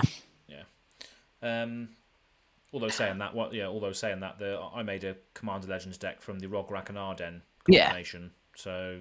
But that's cool. That's cool. I think I pulled both of those cards as well. Yeah. No, it was good. It was definitely a good Boros, attack with loads of equipment strategy. So yeah. So that was Void Mirror. Then we got Bottle Golems. So it's just a 4-cost artifact creature golem, 3/3 of trample. When it dies, you gain life equal to its power. So similar to Bottle Gnomes, I think was the old one from Mirrodin. I was about to say Bottle Gnomes from Mirrodin. That's exactly what popped into my head earlier when I saw this. Yeah. Just brought back memories. Yeah, bottle gnomes. I remember the ones. Bottle names, so blue, rubbish. Yeah, little blue. Little, yeah, walking in a line or something, wouldn't they? Yeah. That's it. Cool. What's Andrew said? Remember, this is Wizards of the Coast. If it's greedy and a tease, they'll do it. Makes sense. Love a tease. Love a good tease, don't we? Fucking giving us the bloody sword of Hearth and Home already, and then giving us no other new swords. Yeah, cheers then. Yeah. Sounds about right. They'll print half of one in Modern Horizons 3 and half of one in Commander Legends, and it'll be one of those split cards. You have to put it together, like Hamwear Battlements or whatever. Oh, just imagine that. Just imagine that. You get one half of a card in this set, and then one half. You get of the card you get like the blade, and then the handle, and then you have to like join them together. They'll proper milk it now. They will milk it now. Bloody hell. So bottle golems, yeah, not doing much of interest. Then we got I think this is a Chinese card.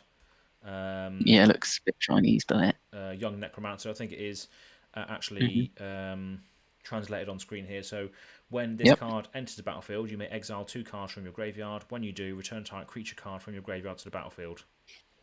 For 5 mana, 1 black and 4 others. Is that good? I don't know. I don't think that's very good. There's a lot more. I was going to say I don't think it is, but what do I know? Yeah. There's a lot better cards out there that reanimate things, I think. Yeah, I guess a lot of this is for. I mean, like we keep saying, it's strictly for modern. Is that good in modern? I don't really know, but maybe it's the only thing in modern that like that. Yeah. Probably not, but you know what I mean. Like, well, I mean, it could be usable. Yeah, it's when it enters the battlefield as well, to be fair. So you can obviously abuse the enter the battlefield triggers. Yeah. Which is something. But obviously you have to exile cards from your graveyard to fuel its ability. So you don't want to be doing that in graveyard recursion because you're never going to get those cards back. Yeah.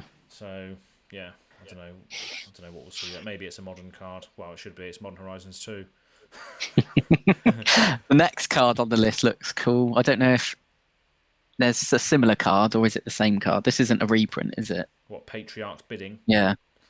Or is it? There is a similar card in Kaldheim. Yeah. Have you got the translation there? Yeah, so it says, what is it? It's a black sorcery, 3 mana and 2 black, 5 mana, sorry, 3 and 2 black. Each player chooses a creature type. Each player returns all creature cards of a type chosen this way from their graveyard to the battlefield. So each player gets to choose their own creature type and then returns all creatures from their graveyard to the battlefield. So obviously, yeah, it's not just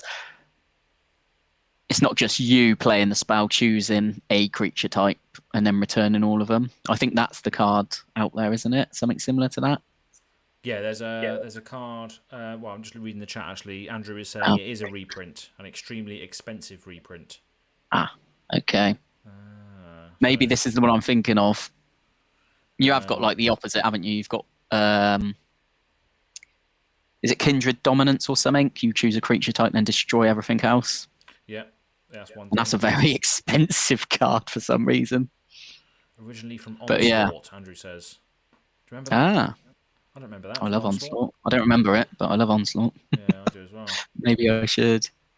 Oh, so there are comments actually under on the website as well. Someone's put, okay, so the original is going to spike even if this doesn't see play in modern. There you go. There you go. This and Wonder are pretty rad for casual modern brewers. So Wonder and this apparently is good for casual modern players. That's a little input from people I don't know. No, yeah, that's similar to what's it called? It was printed in Kaldheim. What was it called? I'm trying to remember what it is now. Bollocks. Don't know what it's called. Yeah. It's a card that you could basically foretell, and if you foretell it, you return all creatures of the chosen type from your graveyard to the battlefield instead. Oh, okay. What deck is it in? Mouthgore. I'll be able to tell you now what it's called. Find it. Fucking find it. It kind of rings a bell. Like I did get pretty into Kaldheim looking at all the cards and that. Haunting Voyage is what it's called. Oh, okay. Yeah. So I just looked at it and then put it away. I should have probably read it just for reference. Yep. So it's a sorcery. Yeah. It's black, black, and 4. It says choose a creature type. Return up to 2 creature cards of that type from your graveyard to the battlefield. And if this spell was foretold, instead return all creatures of that type from your graveyard to the battlefield. So it's brilliant because it doesn't reanimate anyone else's creatures. It's all of yours. Is it just yours? Is it? And you're choosing? Yeah. It's one. What's that? 1 extra mana in comparison to this one. Patriot's Bidding. Yeah. But then you can foretell it and get all of your creatures back. You foretell. Yeah. Foretell's brilliant. I quite like that. Yeah. So good old mechanic. Yeah, it's quite a cool mechanic. So that's a good card. In that particular deck, I just choose demons. They all the demons. I've got 2 demon decks actually. 1 black, red, 1 black. But I choose demons. All demons come back. Master of Cruelties and all that good stuff. You remember that, don't you? Master of Cruelty is brilliant. Is that epic? The best card's coming up next, I think. Oh yeah. What's up? Which one's this? Yeah. Steel Camel, is it? Is that next on our list for 3 mana? Yeah, that's the one. Translated to enters the battlefield tapped with 2 +1/+1 counters on it. Doesn't untap during your untap step as long as it has a +1/+1 counter on it. At the beginning of your upkeep, you may move a +1/+1 counter from Steel Camel, I think, to target creature you control. I guess that means. Yeah. So if it's got counters on it, doesn't untap, but at your upkeep, you can move a counter. It just says a +1/+1 counter, so I guess just the one each upkeep to a different creature. It's pretty garbage, isn't it? Random comment for this card. I'm a cowboy on a steel camel I ride. I'm wanted, dead or alive. Bit Bon Jovi there. Nice. Love it. That's about it. I don't know what that's doing. That's not going to see any sort of... So,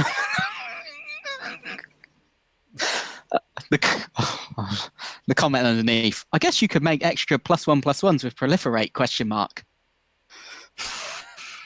Like, let's just move on. Let's just move on. I don't know. We'll have to check the rules on that. We've got some cool stuff coming up now. So first I remember my first game. Yeah. Yeah. Proliferate.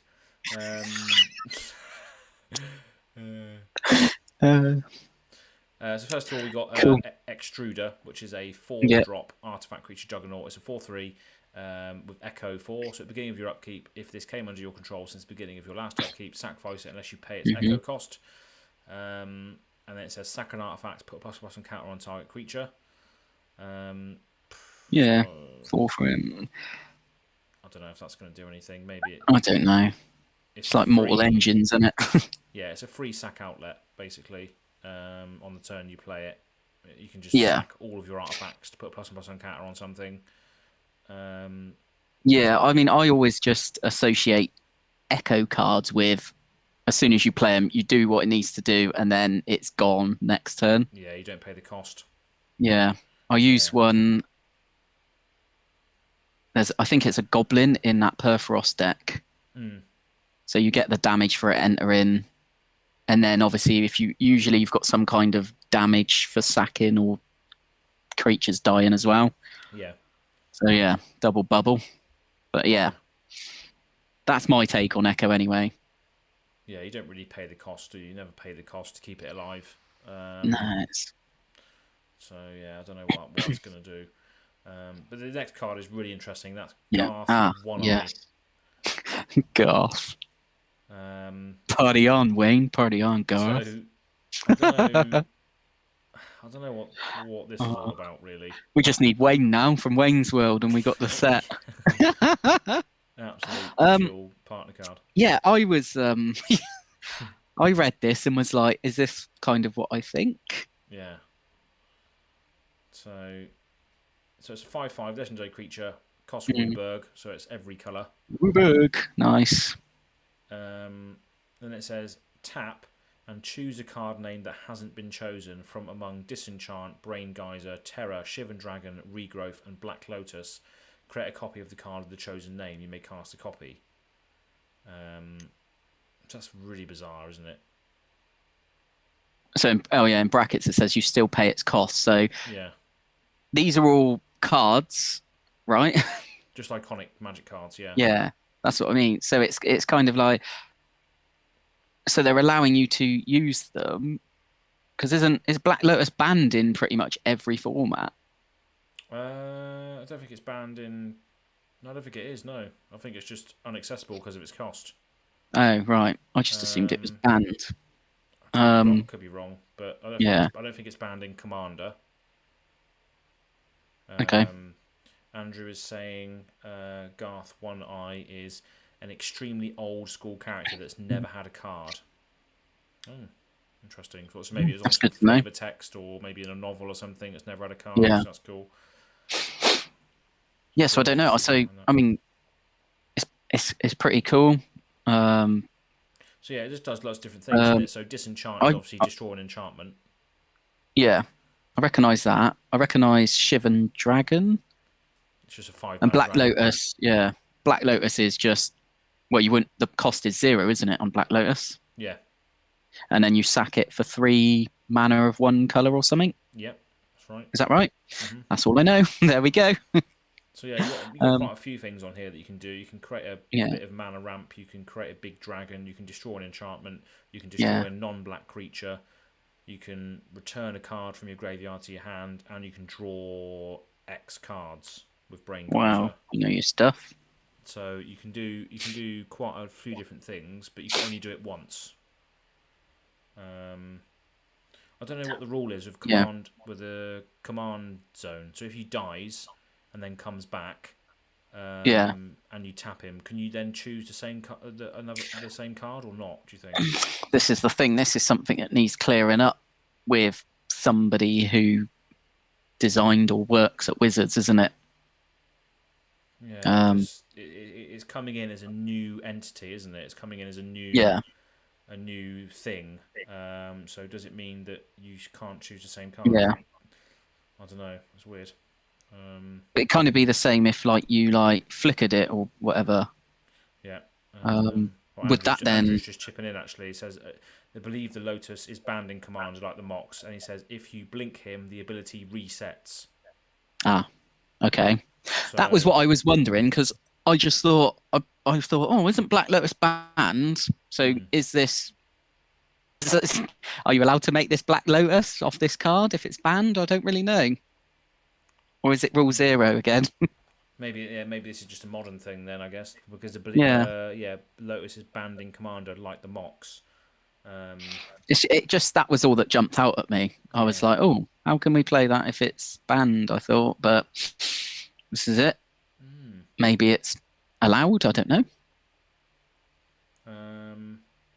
And Andrew's saying yes, that is a workaround. So I guess obviously the chat's. I think the chat's about 20 seconds, 30 seconds behind. But I think he's referring to when he dies. If you bring him back, you can then choose the same card name.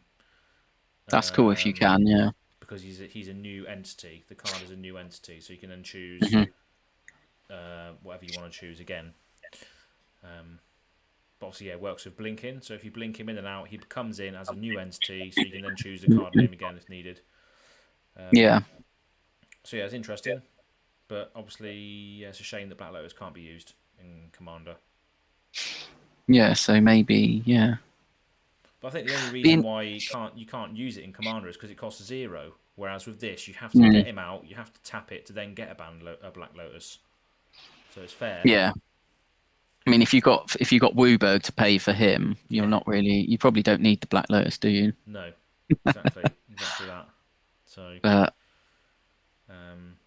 yeah, banned list, as Andrew's saying, is a deck building restriction, not a play restriction. So, I guess you can rule 0 it, can't you? You can say, I'll play. This might be perfectly fine anyway because exactly. I mean, it's not the end of the world if someone makes a copy of Black Lotus, is it? Let's be honest. Oh, actually, So Andrew's saying banned list is a deck building restriction, not a play restriction. So if you play with this as your commander, you can still technically create a Black Lotus card if it's not in your deck. So you can effectively play with a Black Lotus because it's creating a copy of it. Yeah. I mean, I did think that they wouldn't create this card and then be like, oh wait, you can't actually play the Black Lotus part though. True. Yeah. What kind of fool would have done that? Yeah. So that's an interesting way of getting round that caveat, isn't it? Yeah. I mean, like it's not format breaking, is it, or anything? No, it's like we said earlier. If you've got the mana to pay for Garth, and then you want to create a Black Lotus, times must be hard at that point. So Yeah. but yeah, he has the ability to do that, which is quite interesting because you can just make a big dragon, get something back to Yeah. hand, get mana, kill something, draw cards. Yeah. So It'd be interesting to see how popular he is as a commander. yeah, and then you've got stuff like Stronic Resonator, not Stronic Resonator, Lethal Form Engine, stuff that copies activated abilities, Illusionist Yeah. Bracers, that sort of stuff, which can copy these things as well, Yeah. which is good. It's interesting 5-color commander, I think. There's so many good ones out there. But what I like about it is obviously it's just naming a magic card that exists. It's just very unique. What's Andrew saying? The same one that thought making an elk for a plus ability on Oko was a good idea. Yeah. Yeah. We're talking about you, Mr. Fool at Wizards of the Coast. Fool of a took. Fool of a took. So that'd be interesting to see what if he sees any commander play. I'm sure he will, but I don't think it'll be on any kind of like amazing level kind of thing. No. If you're going 5-color, you're not going to choose him over other things, are you? No. But then again, it's what you want, isn't it? Yeah. You might just want a little 5-color jokey Mr. Joke Maker deck or something. Jokey joke maker. Yeah. Let me hit you with some knowledge. Yeah. So yeah, it's cool. It's something different. It's not your generic or 5-color commander or whatever. No. Exactly. Will it see play in modern? I don't know. Probably not. 5 colours, definitely not. So yeah, interesting. Next we got Grist the Hunger Tide, which is a new planeswalker. Yeah. You into this, weren't you?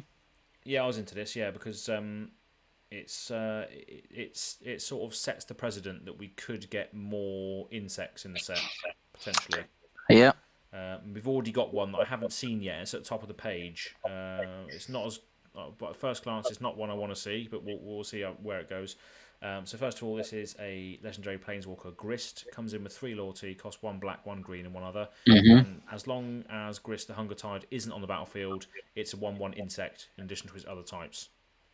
So if it's not on the battlefield, it counts as a creature for whatever reason. If you mill a creature, or if it's in your graveyard, it counts as a creature or something like that. Yeah. So +1 is create a 1/1 black and green insect, then mill a card, and if an insect card was milled this way, put a loyalty counter on Grist, and then repeat this process. So you just keep milling things and milling things and milling things. If all you've got is insects, so you keep going through that process. Yeah. Which is quite interesting. So that says to me that obviously this is a mythic planeswalker which cares about milling insects for its +1 ability. So that says to me that there's going to be more insects in this set, which is good. So yeah, I mean, you can't really mill insects if they don't print them. Exactly. It's all good making tokens, but tokens can't be in the deck, can they? No. So to be milled. That sort of sets the precedent for me with regards to I can come to expect some more insects, which is always good. Yeah, I mean, they need to just stop printing the tribes that we've just got loads of bundles of. Yeah.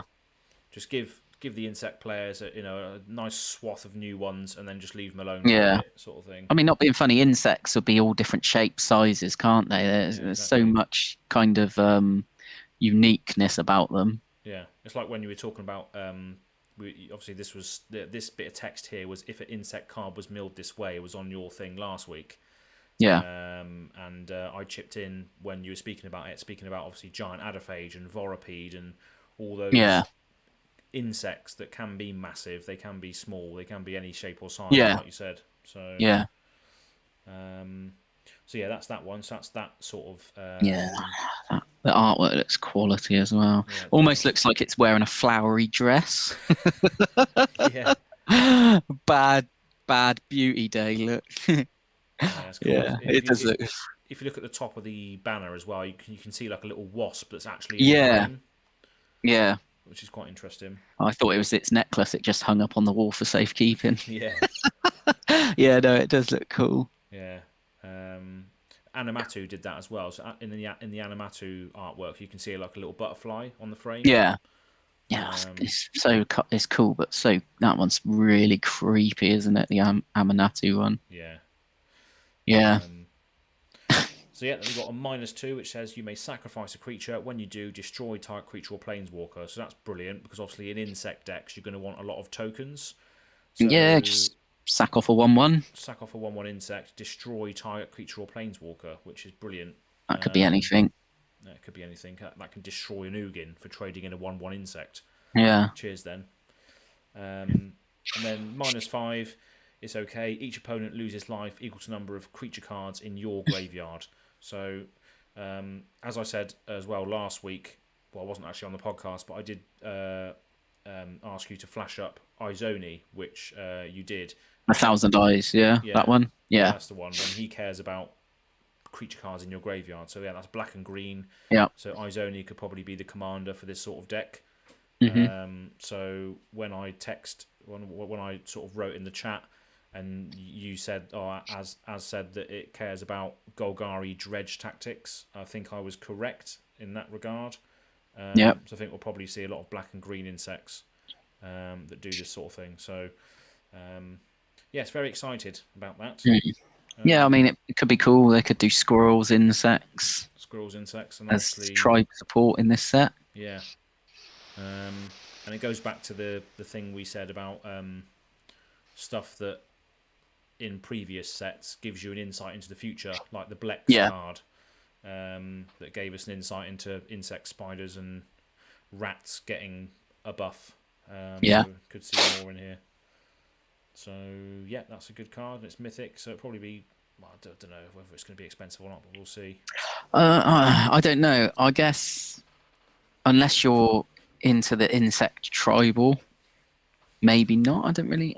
I don't know. What do you think? That's what I don't get, because obviously if you look at the last Planeswalkers in Modern Horizons, we had Red and 6, which is the red and green one. Oh, crikey, yeah. If you got 200 quid spare, you can have one of them. Yeah, that's what I mean. If you compare that to this, it's just like, no way is this It's not even close, is it? It's the same, with like the commander decks this year to last year. Yeah. So... They just weren't on the same level. Because it's funny, because you see like Mythic Rare, but then you'll like open boosters and have Mythics in, and they'll be like 20p. Yeah. You know, or like $1 for our transatlantic cousins. You know, something like that, or 50 cents, I don't know, kind of thing. And it's like, why is it Mythic if it's not worth anything? Yeah. Like, what kind of rubbish is this? It's ridiculous, isn't it?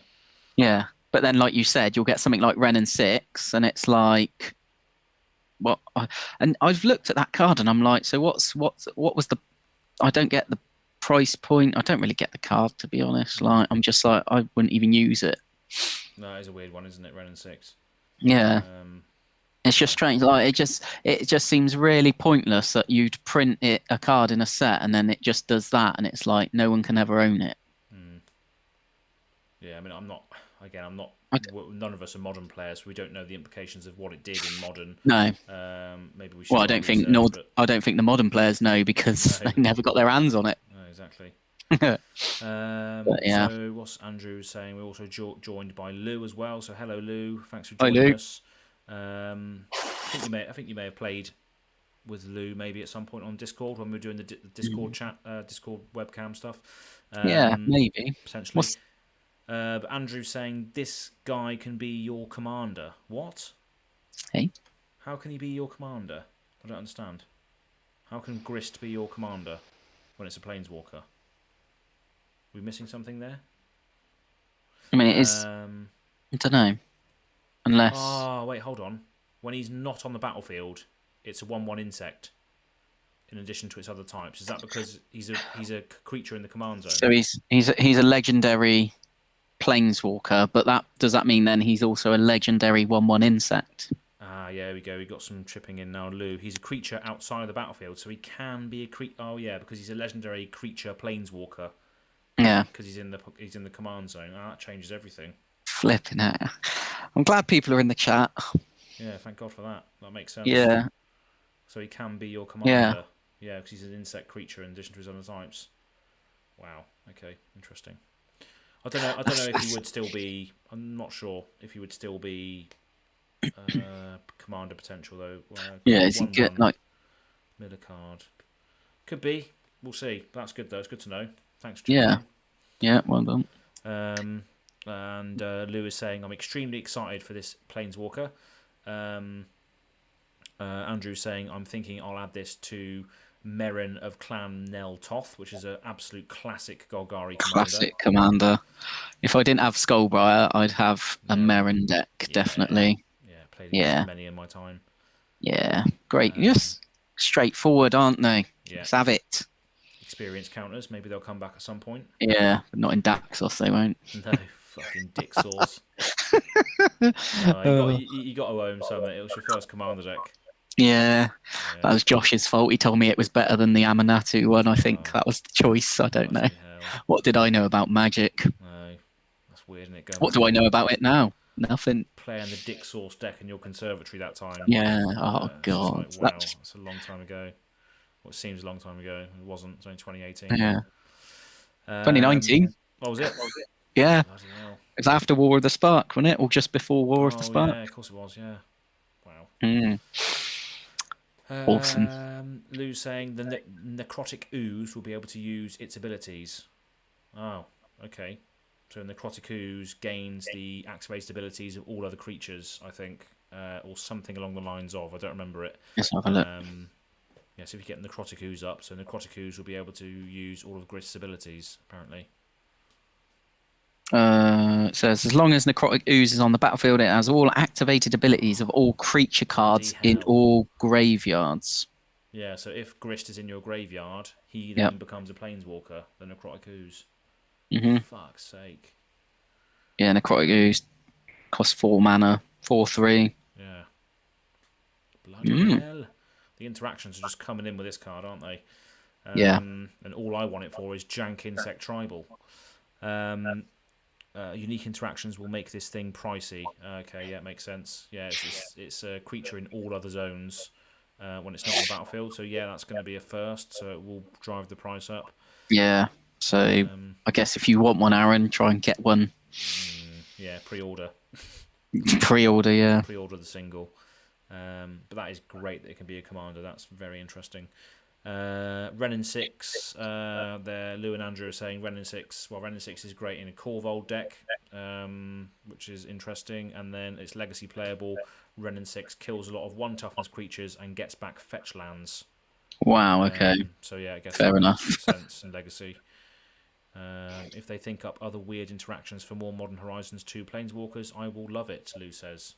I agree. They need to be pushing the boat a little bit more with Planeswalkers. To make it more interesting. Yeah, fair enough. Renin 6, yeah, I can see. Just don't get the price. Whatever. Yeah, that's not for us. Legacy and Modern's not for us, is it? No, I don't know. I don't know what that is. So yeah, very, very excited for that card, and I'm sure we'll see more insects be printed in this set as a result of that. I hope we will see. Yeah. Let's go up to another legendary creature. Let's go to this ooze one. You see the ooze?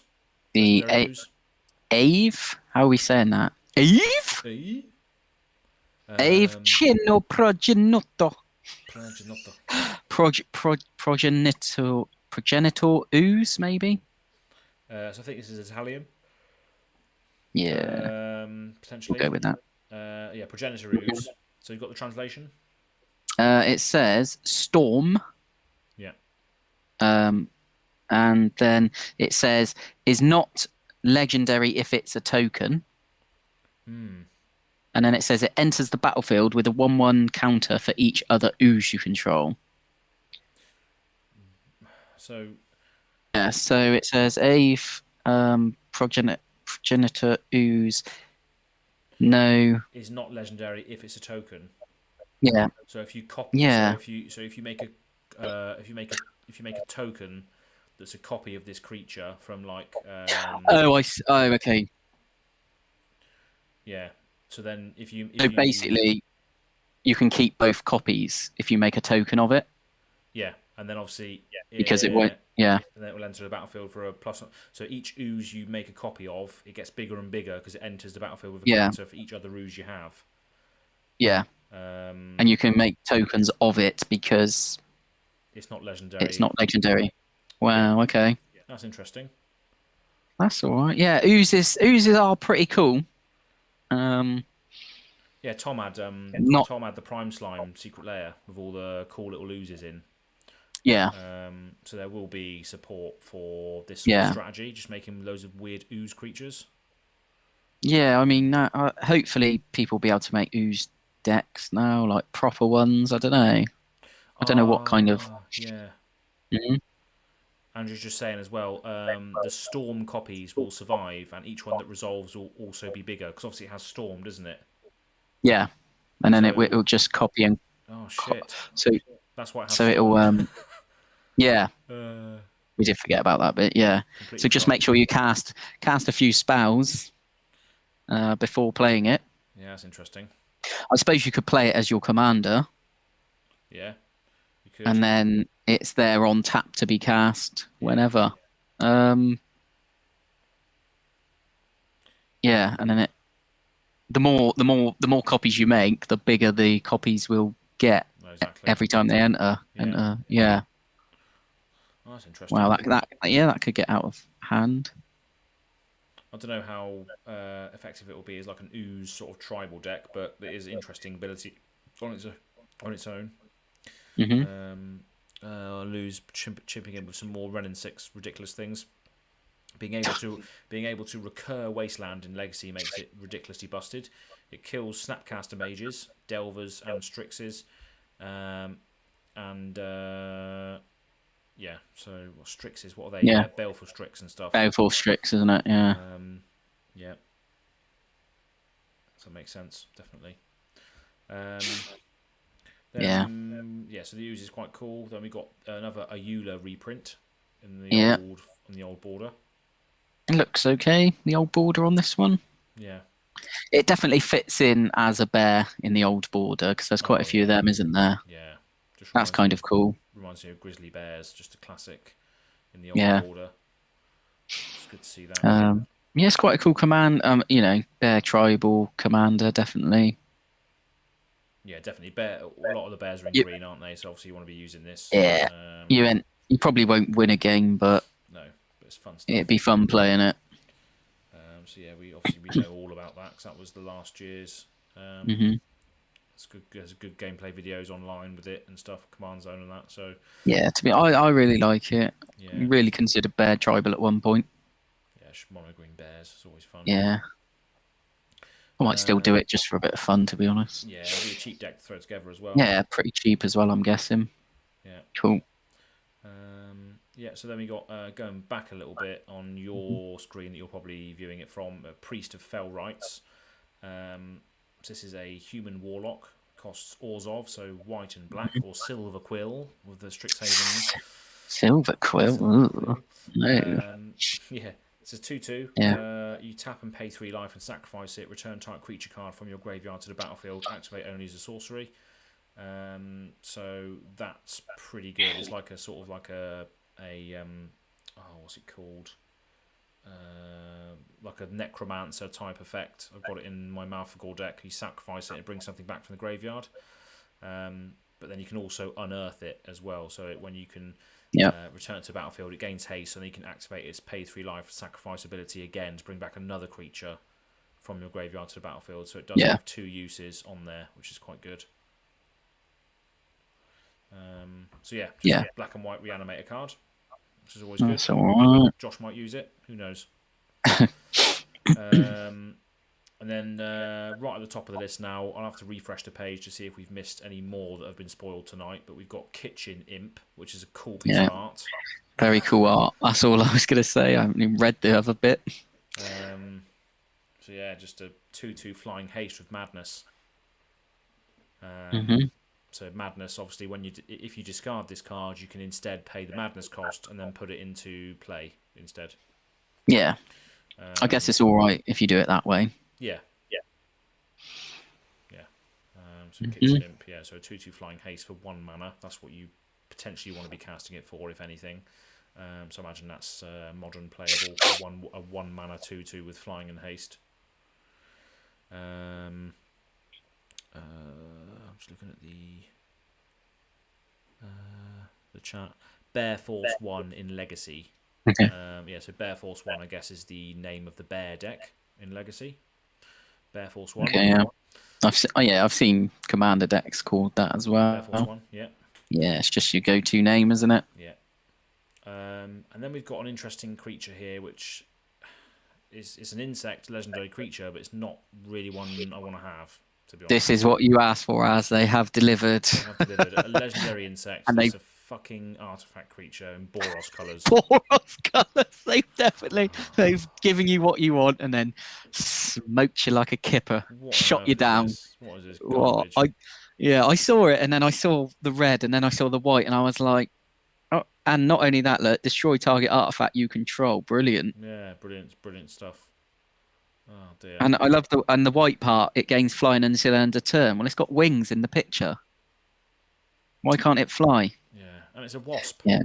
It's a wasp that can't fly unless you pay white. Oh god, that is rubbish, isn't it?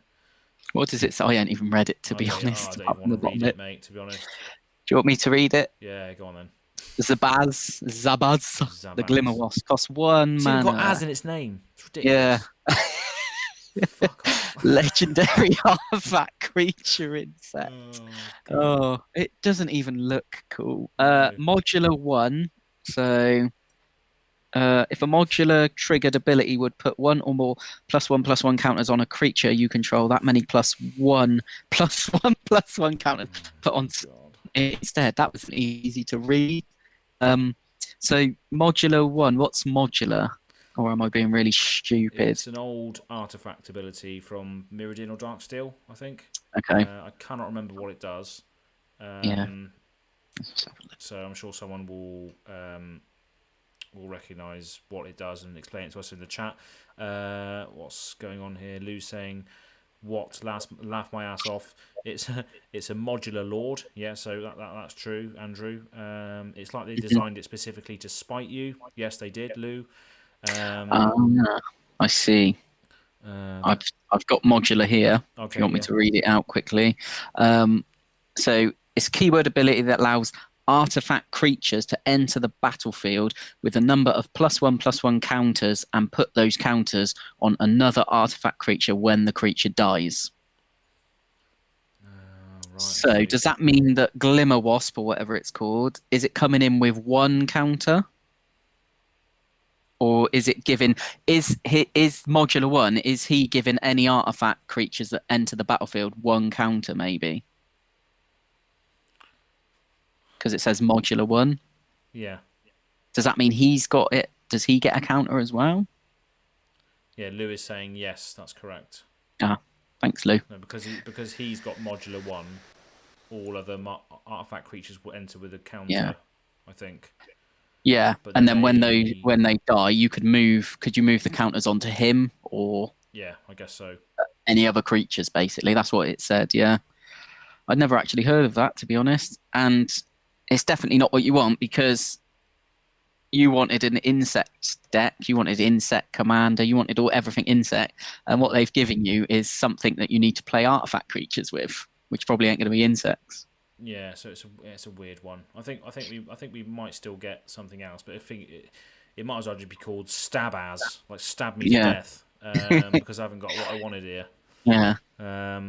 So, but we'll see. Yeah, it's a bit of a weird one, but I'm sure there'll be some cool modular decks that care about. Yeah, there might be some more of them. Was there a teaser actually? Was there a thing they said they were bringing back, a really old ability? Mechanic. Yeah, there was something like that. I don't think we mentioned modular, me or Tom. No. Maybe that is it. Yeah, maybe that's it. Because old ability. It's from Darksteel, I think it said. Yeah. Yeah. Lewis It's quite saying cool. Yeah. if he has 5 +1/+1 counters when he dies, 5 will get redistributed. He's a Voltron commander, essentially. So it could be a good Voltron commander. But yeah, it's only a 1-cost creature as well, to be fair. So I guess it could be quite good, but I wanted to see an actual insect, not an artifact creature. Yeah. I think it seems like you could build like some ridiculous like decks with nothing, too great, but maybe just for fun. Yeah. Come up with something quite on the cheap as well. But yeah. Yeah. It's like they've answered what you wanted, but not in the way you wanted. Yeah. Isn't it? But I've still got hope because obviously Grist cares about milling insects, so I'm still.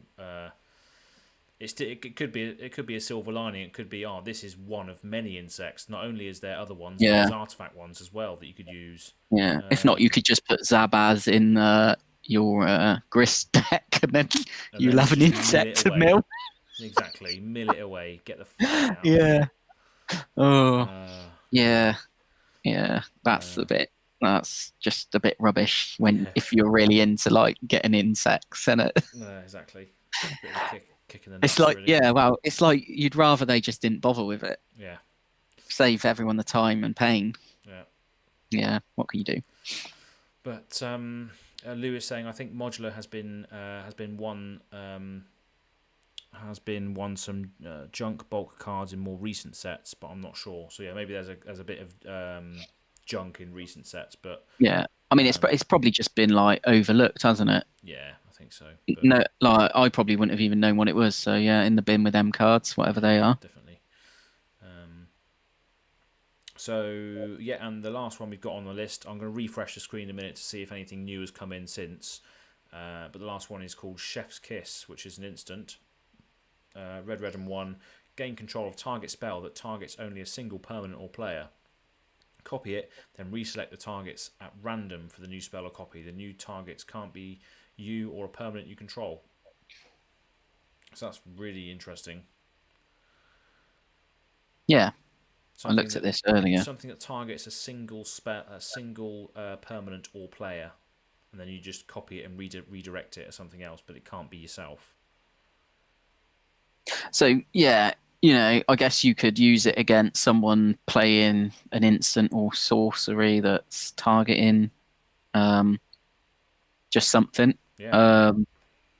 Anything like I don't know, like what we got. Like it could be anything, couldn't it? It could be like a Path to Exile or whatever. That's just a single target, isn't it? Any sort of removal spell, you basically just copy it and then redirect it as something else, which isn't going to be your thing instead. Yeah. So it's basically a counter spell in red. It's more of a chaotic counter spell, but yeah, reselect the targets at random for the spell and the copy. Oh shit! So you gain control of it and then you copy it. Yeah. The new targets can't be you or permanent you control. Oh, that's pretty good. So you redirect the thing that's coming in at you, but then you also copy it, and then that selects a random target as well, which can't be you. Yeah. So copy it, reselect the targets at random. So how does this work in Modern then? If you're just playing 1v1, the random is just going to target them. Yeah. So it's brilliant. I guess maybe it could if it was like a creature removal, say a single creature removal, and they had more than one creature, I guess that's the random part for that. Yeah. But obviously if it's just targeting a player, it's going to be them, isn't it? Yeah. So brilliant in 1v1 because it's a counter spell for if something's removing your creature or targeting your life directly or something like that, you can just redirect it to them instead. So yeah, that's all right. That's pretty good. That's all right. That could probably get a lot of player Modern. I don't really know, but yeah. It seems pretty good. Can you? I'm just trying to think of whether you could do stuff like Kodama's Reach, but I guess you couldn't, could you? So if someone cast a Kodama's Reach, you'd gain control of that spell. Then what does it say? You search your library for basic lands, so you wouldn't be able to target. Yeah, you wouldn't be able to. That's a shame. Yeah, I did think that because like you could just copy all their like tutors and everything, couldn't you? Yeah. But yeah. But yeah, so it's good. It's good enough. Spells. Yeah. So yeah, that's that. Let me just refresh the page to see if we've got any more. Yep. You might be looking at some more, which I don't know about. I've got only two, but I'll have a refresh as well. I've got 4. Oh, let me get back to the top. We could be doing this all night as we refresh the screen. Ooh, yeah. I've got 1. I've got 4 as well now. So first one I've got is Salvados Mog. Have you got that one? Yes. So this is an old. Is this a reprint? I think it is. Maybe. Or is it not? Mog Salvage, it's called in English. Yeah. By the looks of it. I might be getting confused with things like Mog Infestation and stuff. Yeah. So this is a. If you read it out. Yep. So it's a red instant. Costs 2 generic and 1 red for an instant. Yep. If an opponent controls an island and you control a mountain, you may cast the spell without paying its cost. Destroy target artifact. Yeah. That's weird. Yeah, it's I'm pretty sure it's an old. It's a reprint, I think. The artwork looks very, very old. So yeah, it was in Nemesis. All right. Yeah, nice. Nemesis. It is a reprint, he says. Lou says. Yeah. Yeah, cool. I thought I recognised it. Yeah, it's a strange card, isn't it? It's like the criteria to meet it is a bit. Well, in Commander, it basically, most of the time it reads destroy target artifact for no mana. Yeah, yeah. Because an opponent's going to control an island, you're going to control a mountain, obviously. You're going to control a mountain. So yeah. Destroy an artifact instant speed for no mana is pretty good. Yeah, it's all yeah. So that'll probably see play in Commander, that one. I'm sure it will. Yeah. So that's quite good. Probably a good reprint, I guess. So that's Mog something or other in don't know what language that is. Then we got a reprint in Tribute Mage, which is always a good one. So Human Wizard 2/2 costs 1 blue and 2 others. When it enters, search library for an artifact with mana value 2. Reveal that card, put it into your hand, then shuffle. So yeah, you can fetch sort of Soul Rings, Mana Vaults, Mana Crypts, all that sort of good stuff, and put it into your hand. That's always good for a bit of blue ramp if you need it. Yep. Also fetch things like if you're playing Voltron, you can go fetch your Colossus Hammer. Yeah. Because that costs 1. You can also fetch things like Sword of the Animist. And other good stuff. Interesting. I just checked it out as well. This was in Modern Horizons, wasn't it? What tribute? And obviously, yeah. Oh, was it? Oh. Yeah, if you look at we're getting the old border reprint, aren't we, with the Modern Horizons? But I just wanted to check if it had been changed, and it has. Obviously, the Modern Horizons one reads mana cost, and then obviously they've changed it on this one to the new term, haven't they? Yeah. Mana value. Not to be confusing. Yeah. Just a little pointless bit of trivia there. Errata. And next we got another new elemental incarnation called Subtlety. Subtlety? Yeah. Subtlety, that's it. Subtlety. Looks absolutely insane. Subtlety is nice counterspell, possibly free mana-wise. So what does it say? So it's blue and 2 for a 3/3 flying flash. And when it enters, choose up to 1 target creature spell or planeswalker spell. Its owner puts it on the top or bottom of their library, and you can evoke it by exiling a blue card from your hand. So yeah, again, potentially a free counterspell, which is quite nice. Yeah, that's cool. It only stalls them because I imagine they want to put it at the top. I guess they choose, do they? Yeah. Yeah. So if they're playing it, they're going to put it on the top, aren't they? Yeah, probably. But yeah, free counter spell is quite good. Never complain. Never complain. 3/3 flash flyer. I guess that makes that's quite good in sort of modern 1v1 style. And then we have So Shiny as the last card that we potentially got, unless we refresh the screen and there's more. but this is an enchantment aura. Costs 1 blue and 2 others. Enchant creature.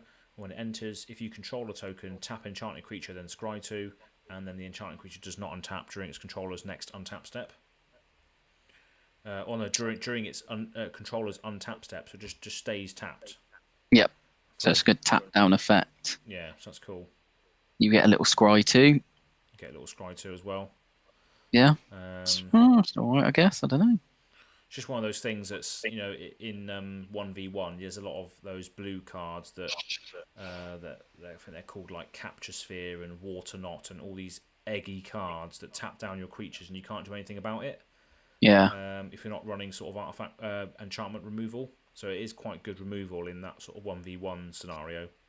These sort of tap them, they can't untap. Just you can do nothing against it basically in that format.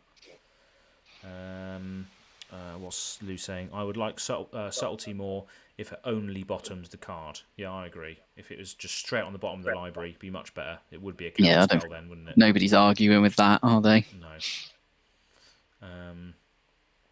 And Andrew says, sometimes all you need is for something bad to not happen right now.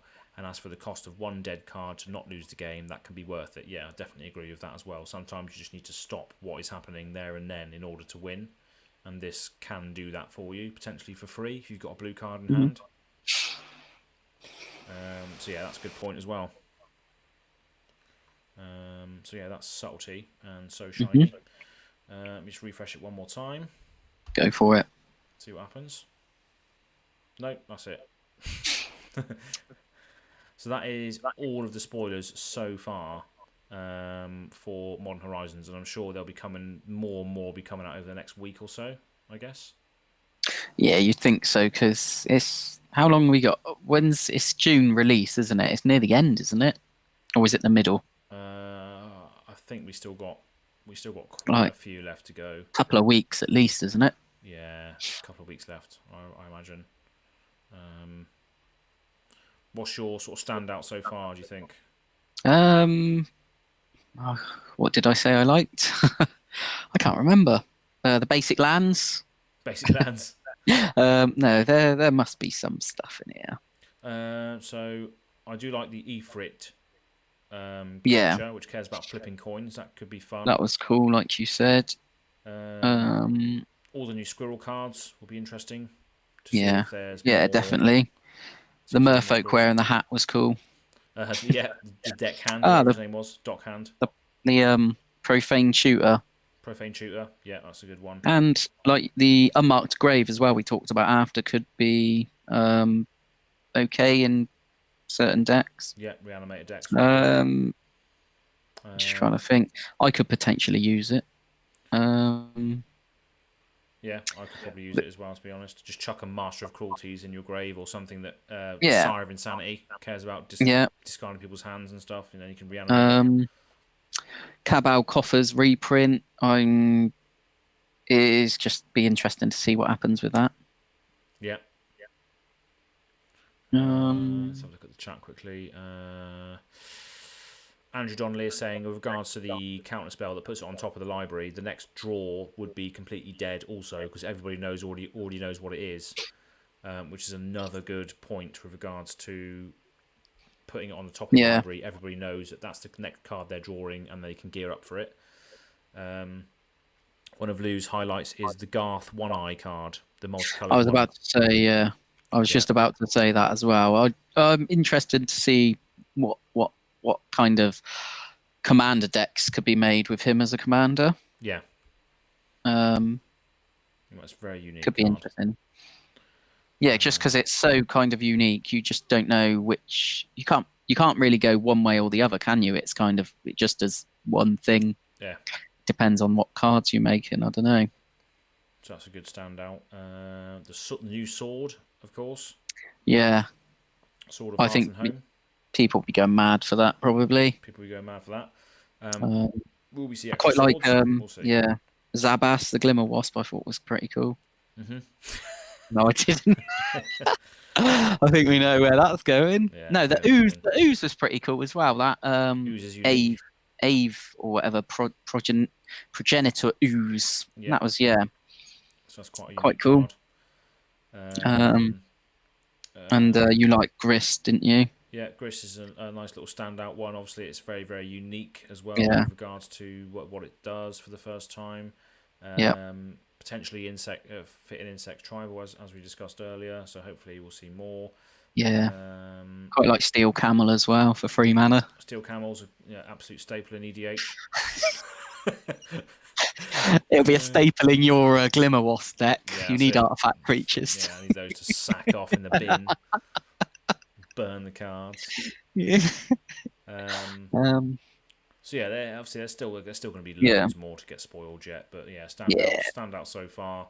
A couple of good sort of chuck stuff in the grave, new tutor, a new coin flipping commander, some squirrels, Cabal Coffers reprint, new sword,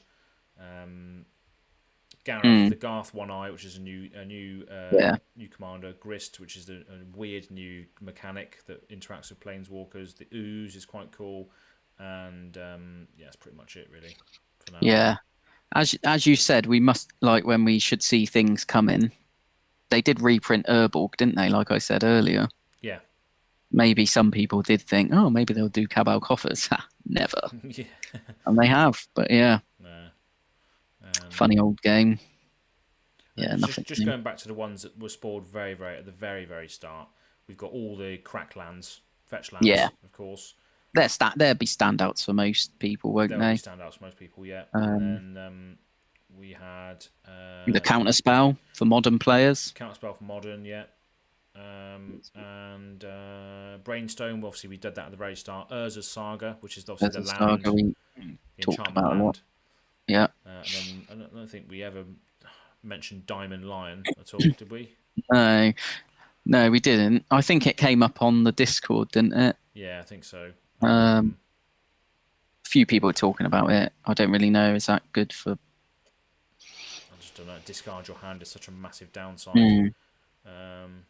So maybe Malfagor likes it. Discard your hand. Yeah, brilliant. But yeah, it's just not very good, is it? Just create a Black Lotus with Garth, mate, and get 3 mana. Might as well, exactly. Yeah. And maybe something for the future. We got obviously the Flame Tongue Yearling, which is the Cavu. So maybe we'll see a couple more Cavus as well. Well, yeah, this is kind of just the start, isn't it? Yeah. I'm sure we'll see more Squirrel cards. Is it really Squirrel Tribal if all you do is make tokens? I don't know. Probably is, but yeah. Yeah, that's probably all the insects going to do is just make tokens as well, I expect. But there are a few good ones. In Wizards, that's all the insects done with. They're not printing any. They're not printing any. Now, what more could you want when you've got Zabath, the Glimmer Wasp? God, I'm going to make a prediction as well for future spoilers. Yeah. That these Cavus, like Flame Tongue Yearling, it obviously has a multi-kicker on it. Yep. So I'm going to say that there's going to be a Cavu for each colour that has a multi-kicker on it. It does different thing when it enters. That could be cool. That's my prediction. There's going to be a Cavu for each colour that has a multi-kicker, and there's going to be a multi-kicker cycle. So that's my prediction. Could be completely wrong, but that's what I'm going with. Just going to refresh the page one more time. I say, it's not a ridiculous prediction. No. So yeah, that is pretty much it. There's no more cards been spoiled as of yet. I'll refresh it one more time to make sure. Because when me and Tom were doing the Commander Legends one like ages ago, last year, wasn't it? Yeah. Jeweled Lotus was spoiled while we were streaming, so we decided to speak about that. But yeah, nothing else has come up, so that's pretty much it for tonight's Modern Horizons spoilers so far episode. It just seems like most podcasts nowadays are just talking about new cards that are coming out because there's so much product coming out these days. But what's your sort of thoughts so far? Do you like what's being spoiled so far? Yeah, kind of. I've not. There's nothing that's jumped out at me that said maybe the tutor, but nothing's jumped out and said, "Oh, you need this card for one of this deck that you've got." Mm-hmm. Squirrels and the oozes, or the Garth whatever he's called, you'd have to make new bears. I've got bears on the brain now. You'd have to make a new deck. Like, that's where I kind of stand on it. Entirely new deck, yeah.